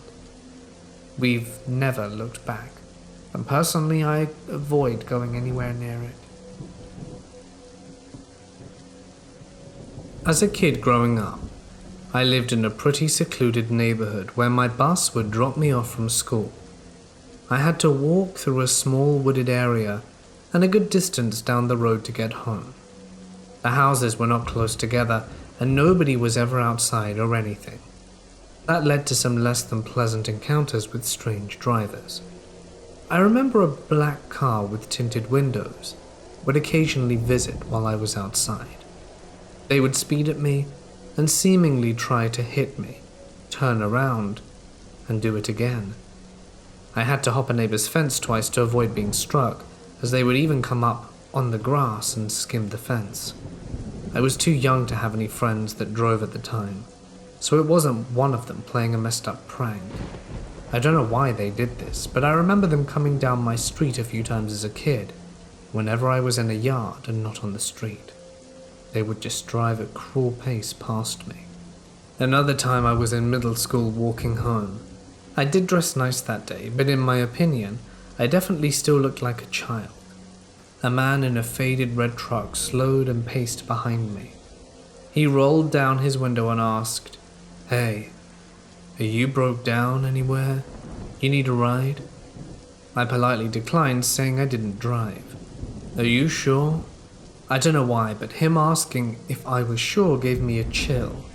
I politely reaffirmed that I was in middle school and couldn't drive, which was probably a stupid thing to say. Kids are dumb. He still slowly paced me. Though we were both silent, it was probably only about 10 seconds, but every passing moment was increasingly heavy. I was right about to bolt when he drove off to the end of the street. I ran the rest of the way home, went inside, and from my kitchen window, watched that same truck slowly drive down my street twice more. I told myself maybe he was just an awkward guy who was bad at picking up women, but why did he come down my street again twice after I got home? Why did he continue to pace me, trying to pick up a woman who clearly looked like a school kid? Maybe he was debating on taking me. Maybe he really was just a strange person, though he gave a bad vibe from the start. I was more cautious walking home after this, but I never saw that guy again, thankfully. My sister and her best friend were chased by a man in a red truck when they were in elementary school, but I don't know if it was the same guy. Living in the middle of nowhere in the south, there's a ton of trucks everywhere. It was years before my encounter and the guy didn't chase me. But who knows? All I know is that there were some crazy people to go down to our neighborhood, and I wasn't the only one who experienced them. The beginning of my junior year in college, I moved into a new house with a really awesome girl named Jess. One day after classes, my friend Meg and I were on the front porch smoking a blunt when this guy walked by. He then went up to my driveway, which was just shared by the house right next door where he lived. He said hi and asked if I knew Jess, as Jess had lived there before I did for a year. So he apparently knew her. I said yeah, she's my roommate. And we made small talk for a bit, and I asked if he wanted a hit of the blunt. He took one and then carried on. After Meg had left, I was still on the porch just finishing up some classwork when that neighbor came out of his house and said hi again. He walked over to my porch and came up the stairs. I didn't think too much of it because he was really chill earlier, He went on to ask me about relationship advice, but all kinds of weird stuff. There's this girl I'm talking to, but she's also sending nudes and hooking up with other guys. Why won't she do that stuff for me? I tried in the nicest way to explain that maybe she's not into him. He then asked me if I would hook up with someone right after meeting them if I found them attractive. I definitely didn't want to hook up, and I didn't find him attractive, but I said that also in the nicest way possible. He kept calling me beautiful and one of the most sexiest girls he's ever met, and the conversation got awkward, so I excused myself inside and said I'd see him later. Later that night, I'd just gotten back from hanging out with a friend. She dropped me off as she drove away, and I was opening my door when my neighbor came swiftly out of his, almost like he was waiting for me. He ran over to my house and posted himself up against my house and asked me if I wanted to hang. I declined, saying I still had classwork I needed to finish before bed. But he was eager. We can do it together, then maybe cuddle? I declined, and again, he eventually gave up and was asking me more suggestive questions about my preferences and if I would hook up with him. I kept deflecting and trying to leave. He eventually asked for a hug, to which I also declined, but he didn't give that one up. He ended up grabbing me and pulling me quite tightly, squeezing me, and that left me feeling sick to my stomach. I quickly pulled away fast and ran back into the house. I locked the door and some time goes by, and I'm cooking in my kitchen when I heard a knock on the front door. None of my friends were coming over, so I'm clueless as to who it could be. I peeked around the corner and saw my neighbor, and my stomach sank a little. Instead of answering the door, I just snuck myself into the bathroom and hid for a second, hoping he'd think I'd fallen asleep. Another 3 knocks come, and then another. Finally, there's silence. Then all of a sudden, he calls out my name through the open window next to my door. Amy, hello? I know you're home. I just have a few questions, Amy. At this point, I was sick. I messaged my friend Corey, who lived in the fraternity house just right down the street from me, to quickly run over here and act like he's coming to hang out. Corey came and met the neighbor at the doorstep. I overheard the neighbor's conversation, which consisted of, "Are you her boyfriend? She told me she was doing homework tonight. Now she's having friends over? Do you think she may like me? Can you tell me more about her?" Corey did an awesome job deflecting, and I opened the door to get him inside as quick as I could. The neighbor asked me to come outside real quick. I did, only because I felt safer with Corey just behind the door. He ended up asking almost the same questions from before and ended the conversation with, "Can I have a hug?" I said I'll see you later and got back into the house. The next day just returned from her boyfriend's, and I told her all about our creepy ass neighbor. She surprisingly knew all about him and his ways. He had pretty much waited outside for her numerous times like he did for me, watched her run up and down the street and try to hang out with her and touch her as well. Jess eventually told her boyfriend about my encounters with our neighbor, and he went over to have a word with him. I'm not sure what he said, but the neighbor never made eye contact with me again. I'm afraid that if I didn't speak up and tell Jess, things would have gotten worse very quickly. I know a lot of people have had far worse situations than me, but this always sends a chill down my spine whenever I think about it. I know it could have gotten a lot worse. I live in a tough community with a high crime rate, so I've seen a lot of crazy stuff. I used to take the train into the city for work, and on a regular day I would park my car in the garage at the train station, because this option was much quicker and saved me the wear and tear on my already struggling car. On this day, my car was in the shop getting worked on, so I had my girlfriend drop me off at the train station and asked my father to pick me up in the evening. Now my father is notorious for being late, and despite my telling him I would be there 30 minutes before my train arrived, when I got onto the platform, he was nowhere to be seen. I called him asking him how long he would be there, and he gave me the stereotypical grunt and responded, "Soon." I took a seat on a bench, prepared to wait, when I was approached by a man in a business suit. This is not an uncommon sight because many businessmen and women rode the train here every day. He walked up to me and asked if he could sit for a moment. He had his phone in his hand and kept looking at it, putting it to his ear and periodically checking if he could hear anything on the line. As he sits, he looks at me and says, "I hate these phones. Never work when you need them to." I look back and give him a nod. "Yeah, I know." He tells me he just interviewed at his dream job in the city, and the employer told him he would contact him with an answer around this time. He then asked me if I could do him a favor and give his phone a call to make sure he had service and be sure his phone was working properly. Really not thinking anything of it, I agreed and handed him my phone. I'm not afraid of him running away with it because while he is a grown man, I'm not little and I'm confident I would beaten the crap out of this guy. He dials away and without hesitation his phone rings, and a thought pops into my head. That sneaky son of a gun just wanted my number. I should explain why I immediately thought of this. Long story short, I apparently have a certain look that some gay men find attractive. I have been approached on multiple occasions, and I have been asked if by looking at me, they think I am gay. Most say no, but they feel comfortable trying. A compliment at its core, but it happens more times than I care to count.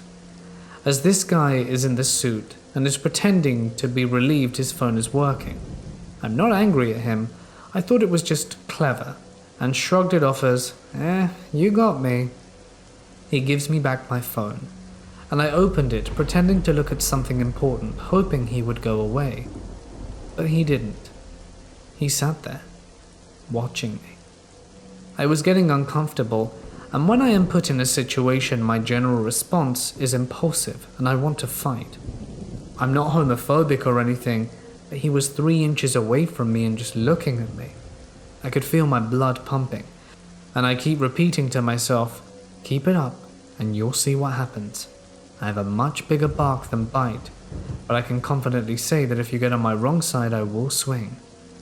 I look at him and ask if there's anything else he needed, and the creep didn't flinch and just sat there looking at me with a grin on his face. I think he knew I was onto him, and he thought it was funny, but it wasn't. To my amazement, before I told this guy to piss off, my father pulls up and I quickly get to my feet, walk towards the car, and don't acknowledge him nor look back. My father makes a joke when I get to the car, asking if that was my boyfriend because of the way he was looking at me. I laugh and say no. Not a chance I was going to tell my father what the creep was up to. I did this for the creep's sake. My father is a very hard man. Prison, been shot, has found God, and is a wonderful man now, but not the man you want to piss off, especially when it comes to his kids. Later that night I was writing a paper for college when my phone rings. I didn't recognize the number, but it only takes me a few seconds to clock that it's the guy. Hi, I have a missed call by this number. I don't know, you must have the wrong number, man. Are you sure? I feel like I recognize your voice. I think we know each other. Nope, I don't know you and I don't recognize your voice. You have the wrong number. I'm telling you, I think I know. Where do you live? Maybe we're neighbors.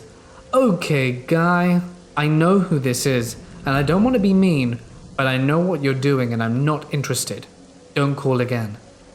Satisfied I did not lose my cool, I went back to my paper and initially forgot all about the call. About 10 minutes later, I get a text message saying something about how he will take care of me. Still on my I'm not gonna lose it mode, I laugh and block the number. Fast forward at least a few months, and I'm with a friend getting a coffee and my phone goes off. It says I has a voicemail and I still don't know how I got it without my phone ringing. When I listen, the voicemail recorded is something like, "Hello Chris, this is Dr. Smith. I want to confirm our appointment tomorrow and let you know we have changed offices. My secretary is on vacation, so if there is no response, just be aware your appointment has been moved to tomorrow, and our new office is located at blah blah blah blah." I listened to the voicemail and thought, I have a doctor's appointment tomorrow? However professional the voicemail sounded, it didn't feel right. For one, I had no clue who Dr. Smith was, and I didn't remember making any appointments. I was really trying to figure it out. I was even going as far as to thinking my insurance requires a yearly physical or something. I listened to the voicemail a few times, and on the third or fourth time it hit me. I don't know how, but I recognized the voice. The man from the train. I told my friend, and he suggested we drive by the address he listed.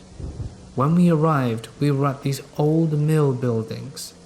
The area I live in is historic for its mills during the Industrial Revolution, and recently there's been a lot of construction renovating them into offices and apartments, so nothing stood out yet. Parked outside, I needed to see the 5th floor like the voicemail says. We didn't need to go all the way up to the 5th floor to see the building was completely empty. I was surprised we could walk in. No bells rang when looking at the rustic exterior of the building, because even the finished mills had preserved that old look on the outside. However, inside this place is deserted and falling apart. You can tell homeless people stay here because there are a few dirty mattresses and other signs of people having been there. My friends and I looked at each other and both let out a small wail and ran out of there, half scared, half laughing. However, when we got back to the car, I wasn't laughing anymore.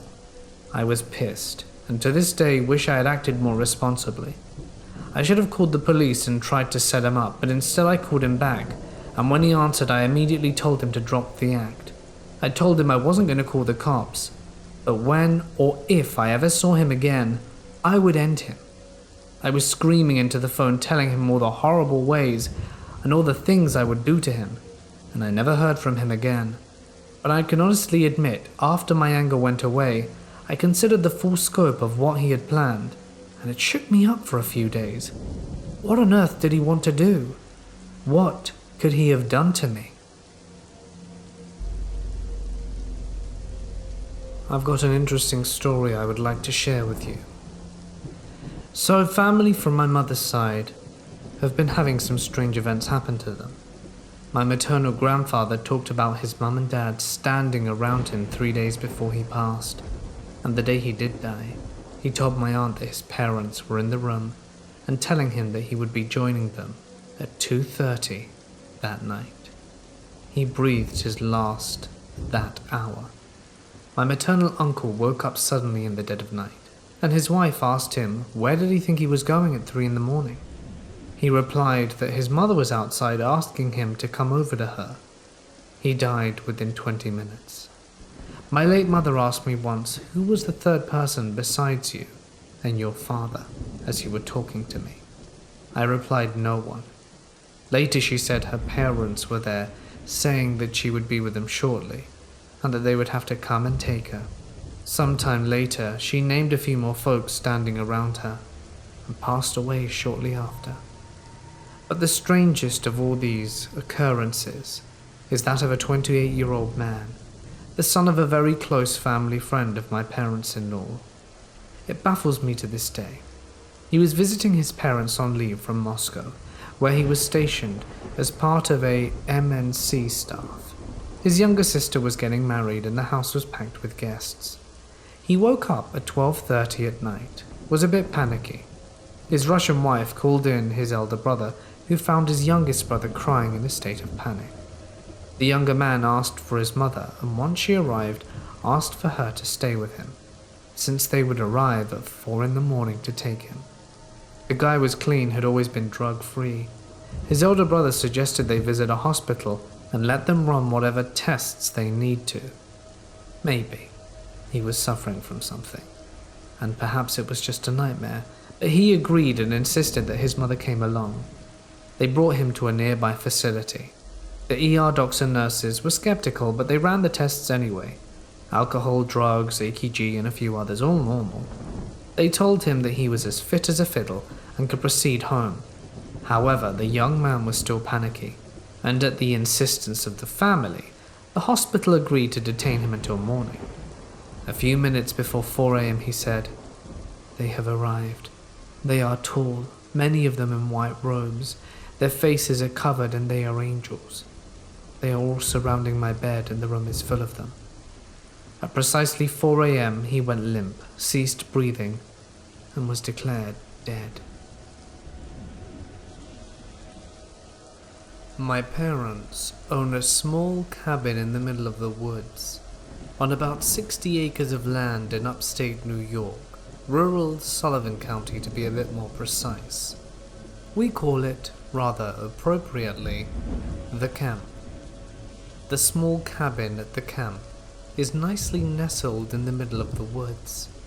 There's a mile-long dirt road surrounded by woods that leads to a small dirt lot and a small yard in front of the building.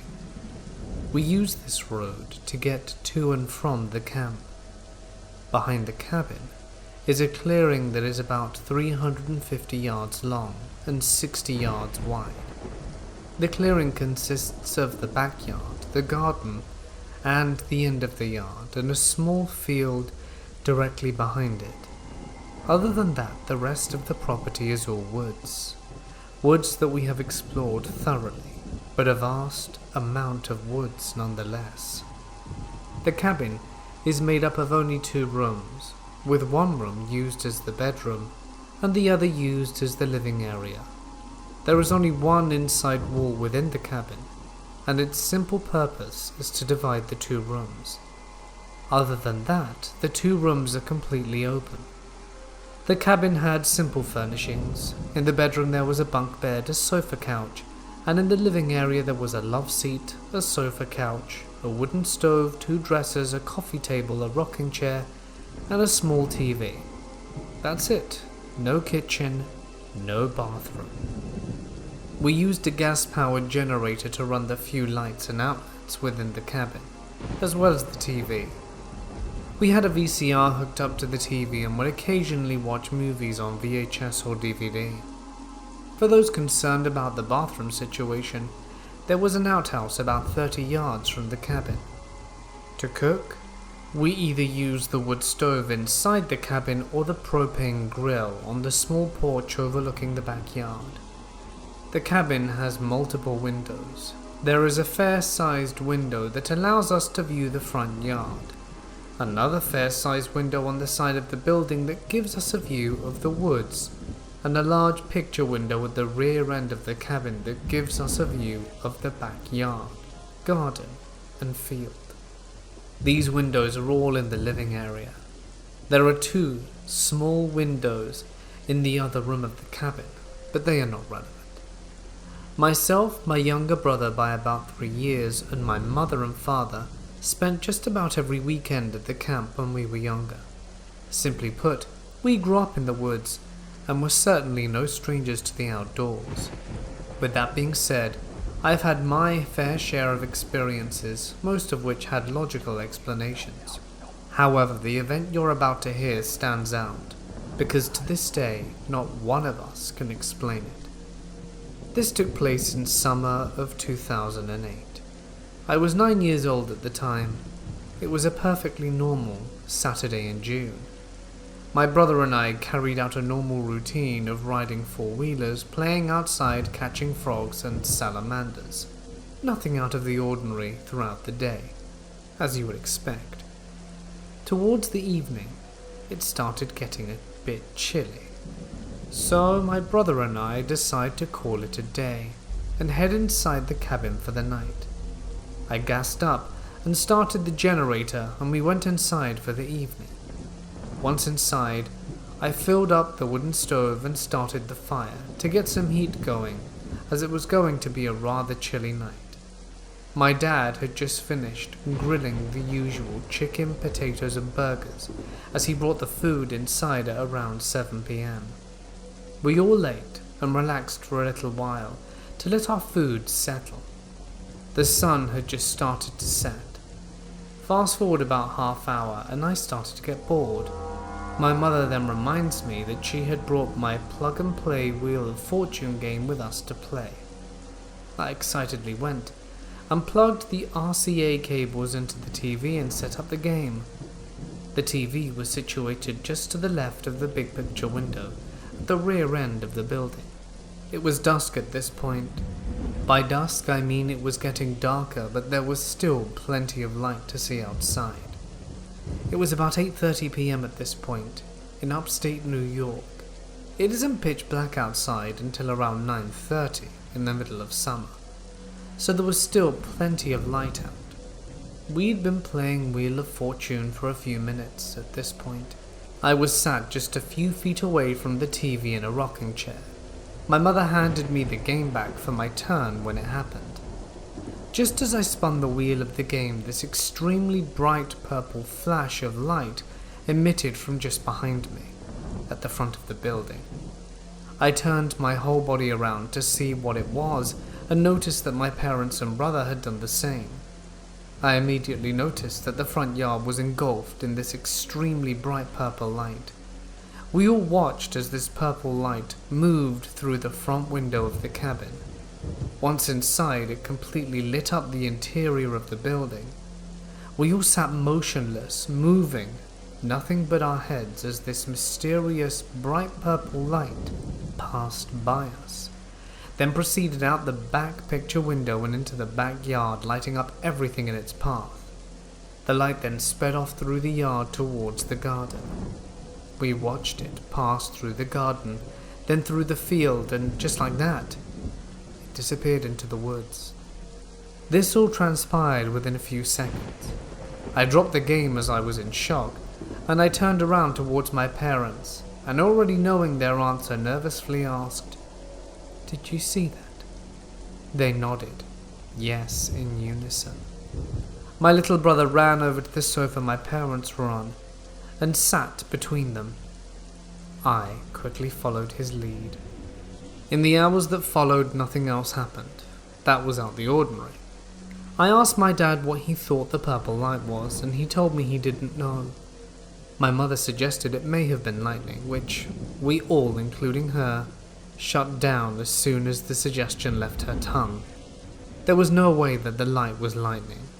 I have experienced many thunderstorms in my life, even at 9 years old, and no bolt of lightning has ever come close to replicating the appearance of the bright purple light.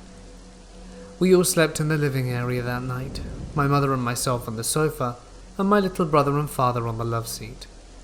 We openly talk about that strange purple light to this day, and still not one of us has any idea what we experienced or has experienced anything like it again. We still spend a lot of our free time at the camp, as I mentioned. I have experienced many other things over the years, but never anything like the light. I have researched logical explanations such as ball lightning, and I've even researched paranormal phenomena such as orbs, but nothing has ever come close to match the appearance of that bright purple light that seemed to form from nothing. 3 years ago, I went to Gettysburg with my family. I've been interested in the paranormal since I was small, always drawn to it, seeing and hearing things often. When I left for college, things started happening to my sister, and we realized that she was clairvoyant, and I myself am sensitive. My dad decided he wanted to test this, so he signed the family up for a ghost tour at an old Civil War field hospital that was turned into a home, then an inn, and finally a landmark. We found out that after many bodies had been thrown from the kitchen to an area besides a building, a woman had ended her life after the government lied about the whereabouts of her fiancé during World War II. There was simply so much death. Upon going up to the second floor, I couldn't breathe. I had a panic attack and no warning. I should have left them, but I went on. The others went to the attic. I followed, and later my sister said that she could have heard a noose tightening. My parents and I saw shadows. We spoke to spirits. It was surreal. They told the men to get out of the bathroom, perhaps because the ladies needed privacy even in death. Things happened. There was so much activity and I felt watched. We ended up in what used to be a prison for Confederate soldiers. They liked underage women. My sister had been about 16. Her hair was played with, she was scratched, and 3 lines on the back appeared. I felt wrong. We left and I was angry. We had 2 more days or so in Gettysburg, and I think I was so wrong that I couldn't get all of these negative thoughts out my head. I had nightmares. Everything people did annoyed me, and I was inconceivably angry.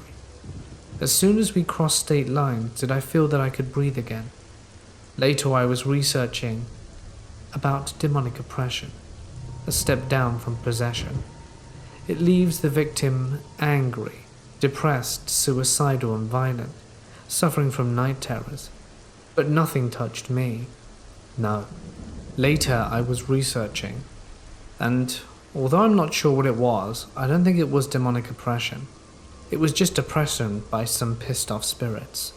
I'm sensitive, so vulnerable, especially going into places that are so packed with energy. I was essentially going in there with a target on my back.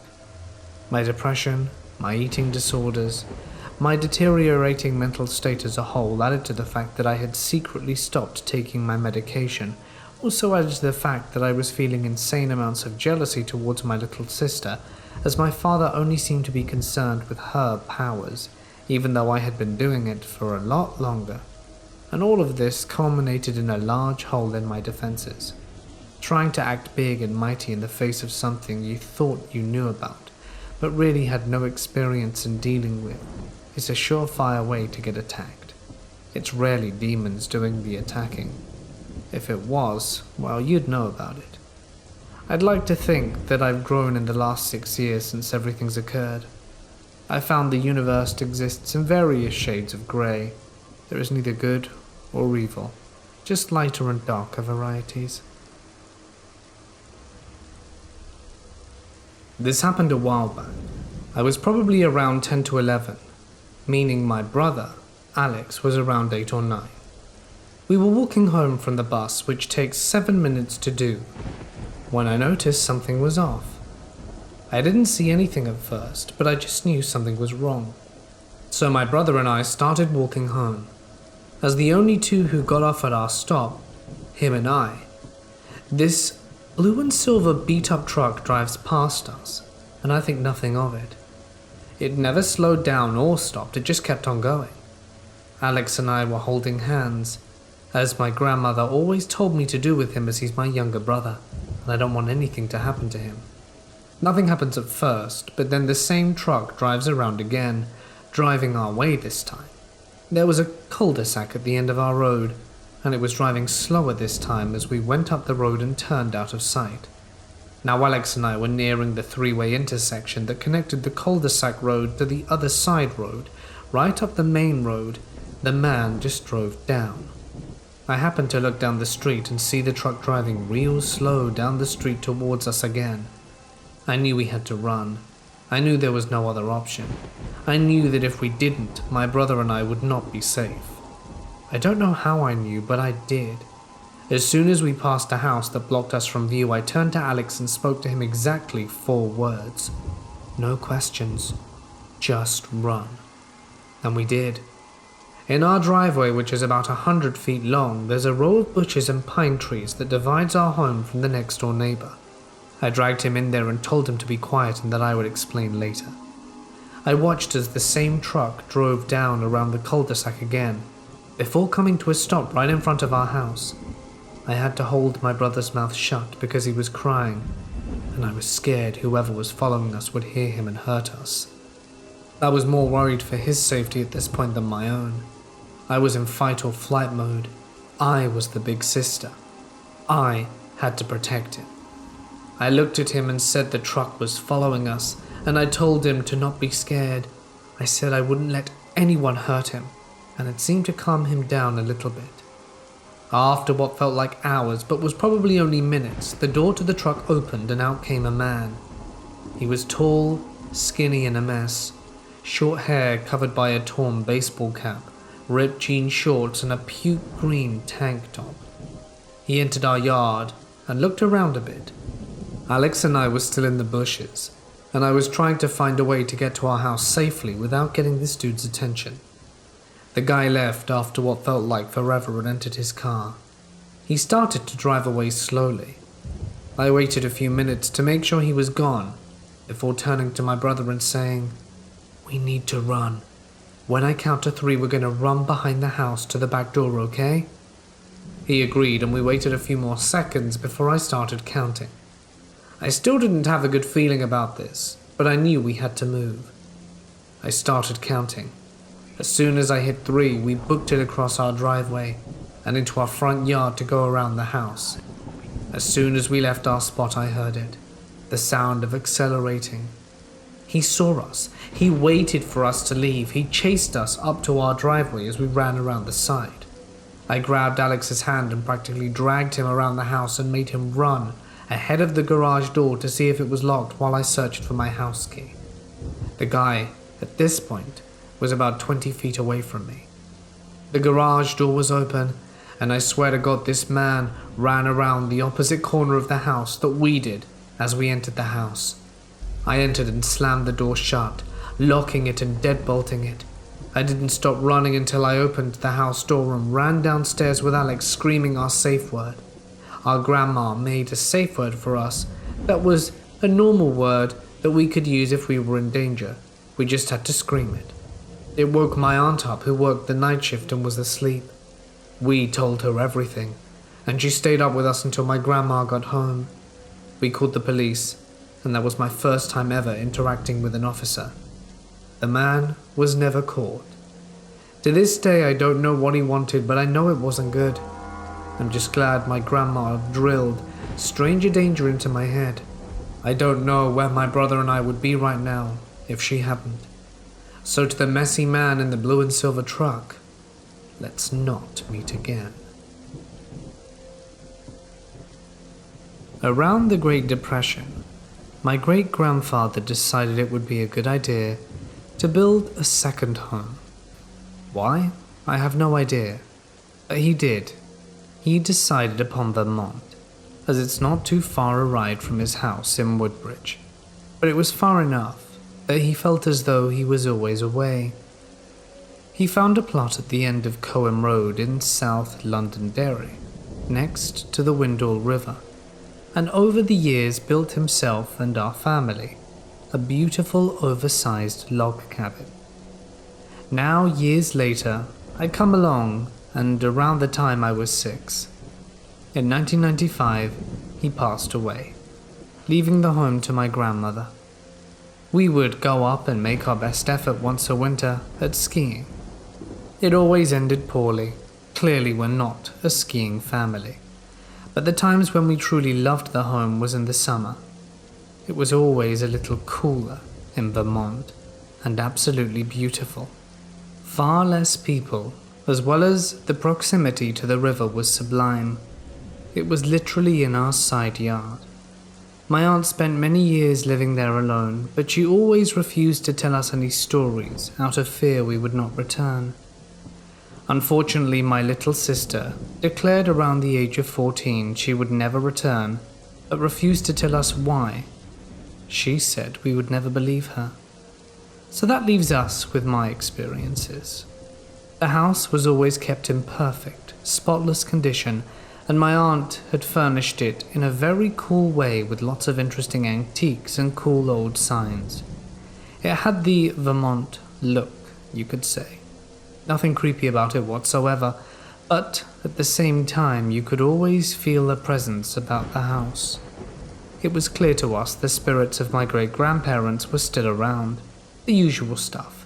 Footsteps at night, doors opening and closing by themselves, the occasional apparition out of the corner of your eye. Seeing as we were sure this was just our great-grandparents, we felt no fear. In fact, it was almost comforting knowing they were still around and perhaps even enjoying our company. For me, however, the scary stuff was what was outside the house. We were maybe half a mile, if not a little more, from the nearest house, and others, then our yard and the river, where we were surrounded by thick dark wood. Many nights I would lie in bed and hear a menacing, almost quiet growl in the woods behind the room I slept in. On the rare occasion I would be brave enough to peek out the window, I would often notice a pair of glowing eyes. I could only ever glance so briefly. I was never able to make out a body or size, but I'm sure it was there. In the mornings, I would always go back and check out, but there was never anything. No footprints or crushed plants, nothing. As I grew older and was allowed more freedom to explore, I would spend my days riding my bike along the dirt road, sometimes going beyond our dead end down the old access trail to the Windhall Brook campground to see if there were any other kids my age to hang out with and perhaps explore the woods even more. I will never forget riding down the trail on a beautiful summer day and noticing it getting darker and darker, colder and colder. But still my naive self carried on. I began hearing footsteps in the woods above me every so often, a branch snapping and a crack echoing through the valley. Every time I stopped, the woods grew silent again. I picked up my pace, continuing towards the campground, thinking my mind is playing tricks on me, and that cryptids and the like do not exist, and that I need to stop worrying. Sure enough, the second I had calmed back down, I saw the eyes in the woods again, and I saw no silhouette, shape, figure, nothing but darkness and eyes. Now, as you can imagine, you might have guessed I straight booked it and pedaled harder and faster than I ever had in my life, and made it to that campground quicker than anyone who has ever come before me. And I sat in the campground for hours, scared of what might happen to me on my bike ride home. But nothing did. The path was bright, the air was warm, and the birds were chirping. Needless to say, it took a few years for me to do the ride again, and I was no fool, and made sure I wasn't alone when I did it. Now the river. The river was always interesting. It clearly had a soul. It was more than just water meandering through rocks, it had character. Over the years it had sworn perfectly smooth channels in the rocks, creating beautiful, natural and immaculate water slides. There were perfect little pools one could sit in and read books for hours on the side of as well. It was like our own little amusement park. Now, on to some of the weird stuff. It seemed like every morning there would be these towers of river rocks built on stones throughout the river. Now these stones were identical to the ones we'd see alongside our road as we'd drive to and from the house, always round the river rocks, tapering down in size with the largest at the bottom. They probably ranged in size from a foot or two in height. I always just assumed it was the locals doing Vermont stuff. Not a wild superstition, but some of them do some strange things. The river ones were strange because it required swimming and a lot more effort to make, and even if you knocked them down at sunset, they would be back up at sunrise. We're not destructive people, so it's not like it was a thing to knock them down every day, but sometimes they'd fall while we were playing, and sometimes we would use the rocks as skipping stones, as they would be perfect for it. But the little rock towers would always come back. One hot and humid July day when I walked down by myself to the edge of the river, we had a rule that you weren't allowed to swim alone, as sometimes the currents could get strong, and if you really wanted to swim bad enough, it was always easy to get someone to accompany you. I was sitting at the river's edge, splashing my feet in the water and collecting stones for skipping, when I began to hear rustling on the other side of the river. I looked and looked, but couldn't see anything. Eventually I had forgotten about the rustling and began skipping the stones again. But the rustling began anew, followed by sticks crackling. Yet again curiosity got the best of me, and I began following the noise down the river. I came across the foundation of the old logging bridge. Nothing new or special, just 3 large stone piers, one on either side of the river, and one in the center. It was here that I stopped following the noise, as we always used the bridge as a kind of end of our zone. But as I did, I noticed movement by the pier on the far side of the river, and large stones began rolling through the trees down towards the river. Again it began to get chilly and quiet, nothing like the previous time on the trail. A location I was not far from, but it was like a cold wind, and if the woods had a dimmer switch and someone was slowly dimming it. I stood silently for a few minutes until I was sure whatever it was gone before trying to silently walk back towards the house. And again as I did, it warmed up and the birds began chirping, and by the time I was back, it was as if nothing had happened. As I grow older, I often wonder perhaps if the spirits of my great-grandparents had stuck behind to protect us from whatever was in those woods. There was certainly something strange going on there. My dad, Don Baker, was a character and a half, larger than life, a big man with enormous presence and a booming laugh, good-humored and loquacious, until a switch was flicked somewhere, and suddenly he was angry and dangerous. He married my mother when I was 6 years old, and I came to know both sides of him very well. Those were the only two sides he seemed to have, until he told me this story when I was in my early 20s, and for the first time I saw him uncertain, pensive, and apparently moved by something profound that he didn't understand.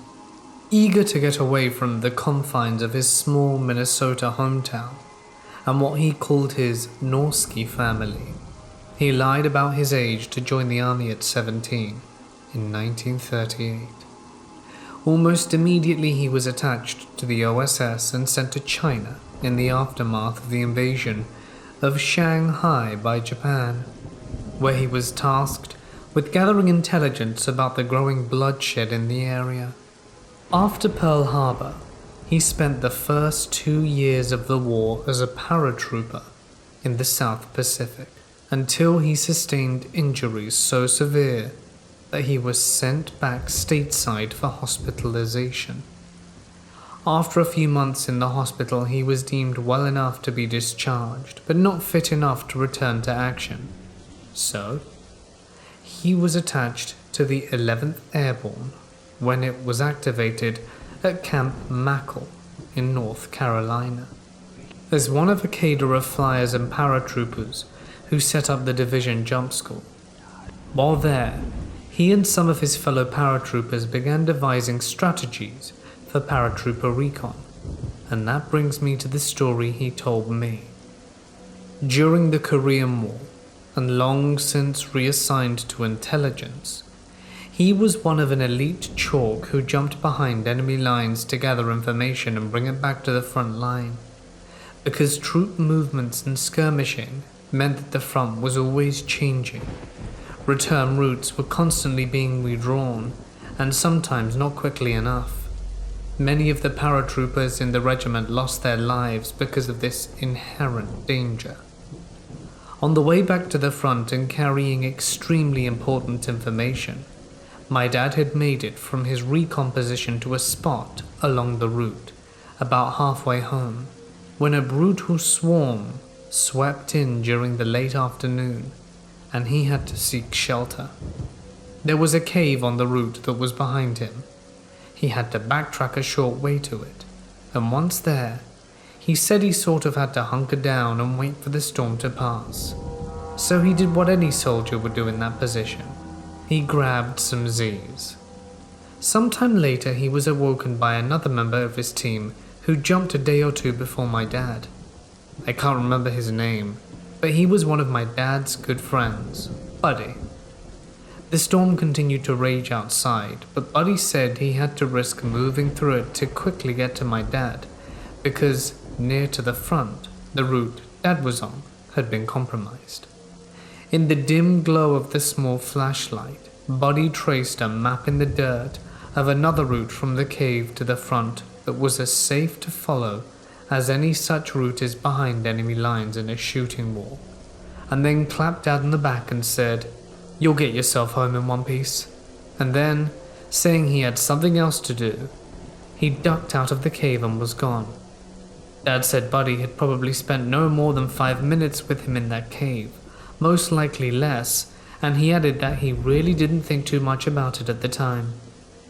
So Dad made it back out to the front without incident, in no more than a few days. Once he dropped off the intelligence, he hit the mess and then his tent, and slept the deep sleep of the truly exhausted. When he awoke the next day and polished himself up, he went to the mess before going to his 4D briefing, and found a few more of his buddies having breakfast. They hailed him and told them how glad they were he made it back. He was a little taken by surprise at their enthusiasm, and told them that they weren't going to shake him off anytime soon. They made small talk for a few minutes, and then Dad asked when Buddy had gone in. The guys exchanged glances, and one of them said, "Didn't make it, Bake." Dad, perplexed, looked from one another and said, "He went out again already?" And then Dad said it was the guys on the team that looked confused.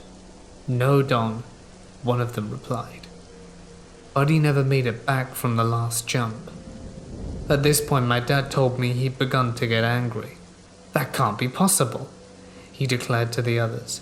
"I came back after him on the new route, and if anything had happened to him, I'd have seen evidence of it, or a fight or confrontation or more activity. But the new route was clean as a whistle, so quit lying to me, goddammit."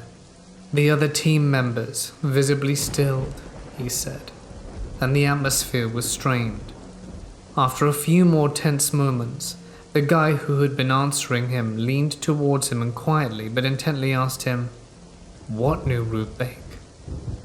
Flustered, irritated, and feeling a growing sense of unease, Dad responded, "The new route that Buddy came back to tell me about? The route by the South Pass?" At that, Dad said, the guys were completely stunned. The spokesman for the group, white-faced, shook his head. "That can't be, Don," he answered.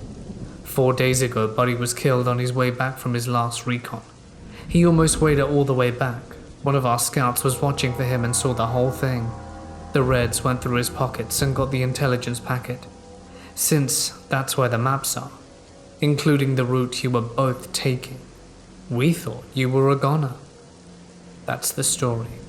When he finished talking, he fixed me with a grim smile and said, "Buddy was there in that cave with me, as real as you are right now. He was there." It was as if he was answering an argument from me, but of course he was talking to himself. And by the time he got to me, he was dead, already, by a day at least. If he hadn't have come to stop me from following the same route to give me a new one, I'd be dead too. Sometimes I wonder if I dreamed it all, but damn it, the facts are the facts. I've got back by taking a route I didn't even know of until that night I spent in the cave. I used to run a Cub Scout pack years ago, and one weekend we were camping at a Scout Association run camp. It was about 2 a.m. on the Saturday morning, and I was woken up by one of the boys screaming. It was a really loud, really terrified scream.